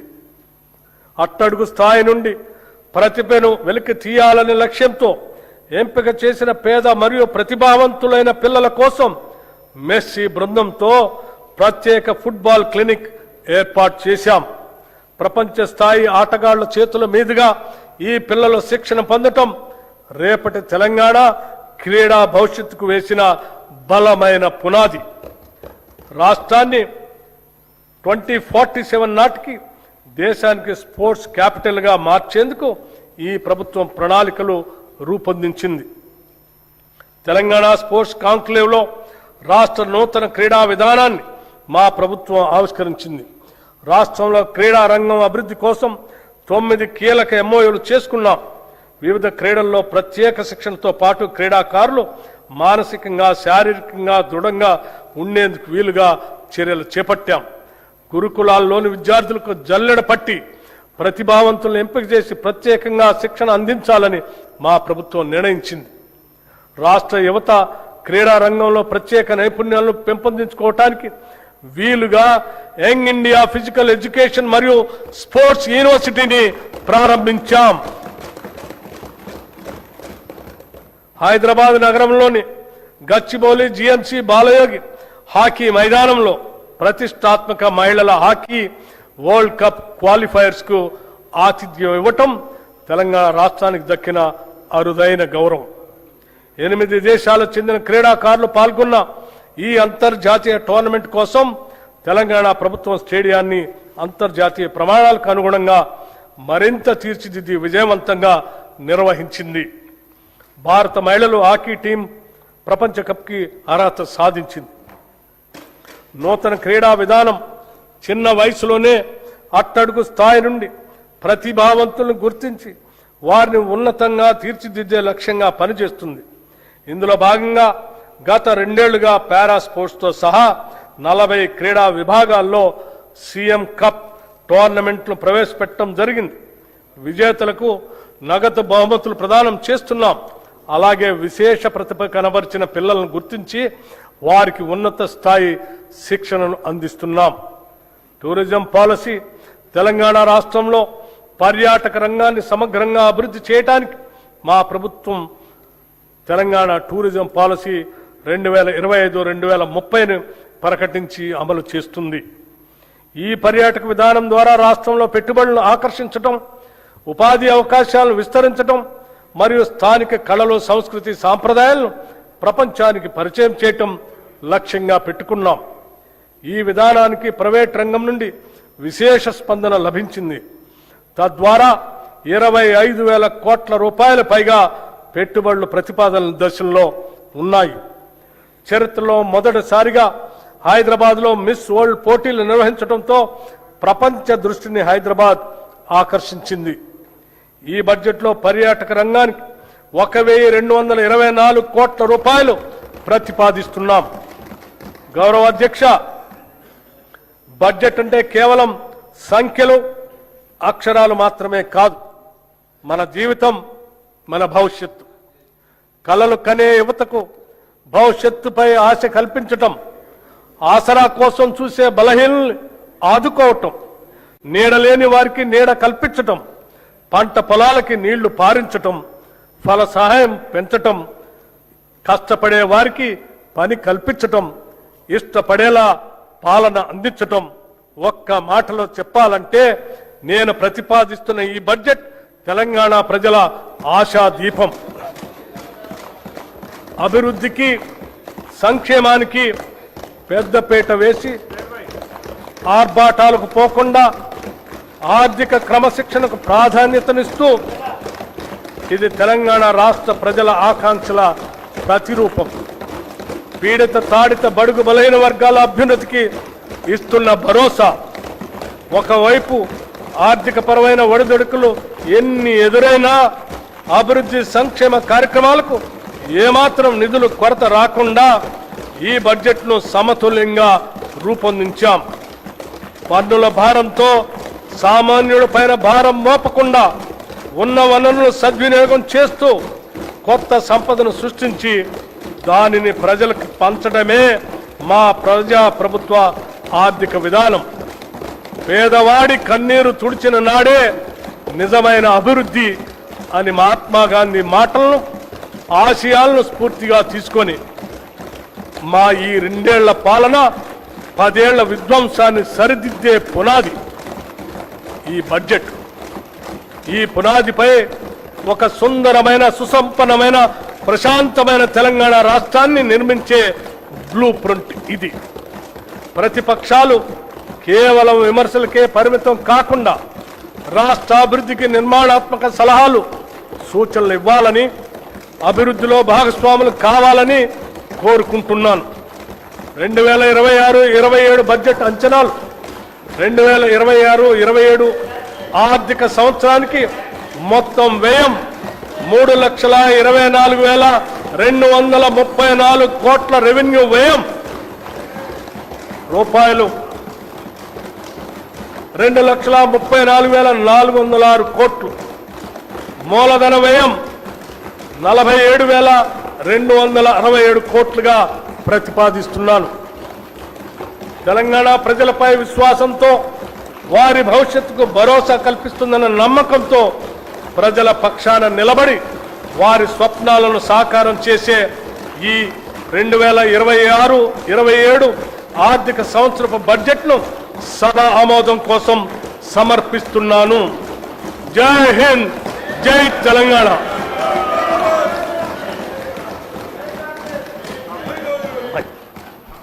Annual financial statement budget for 2026-27 presented. The House is urged to meet again at 10 a.m. on Monday, the 23rd March 2026.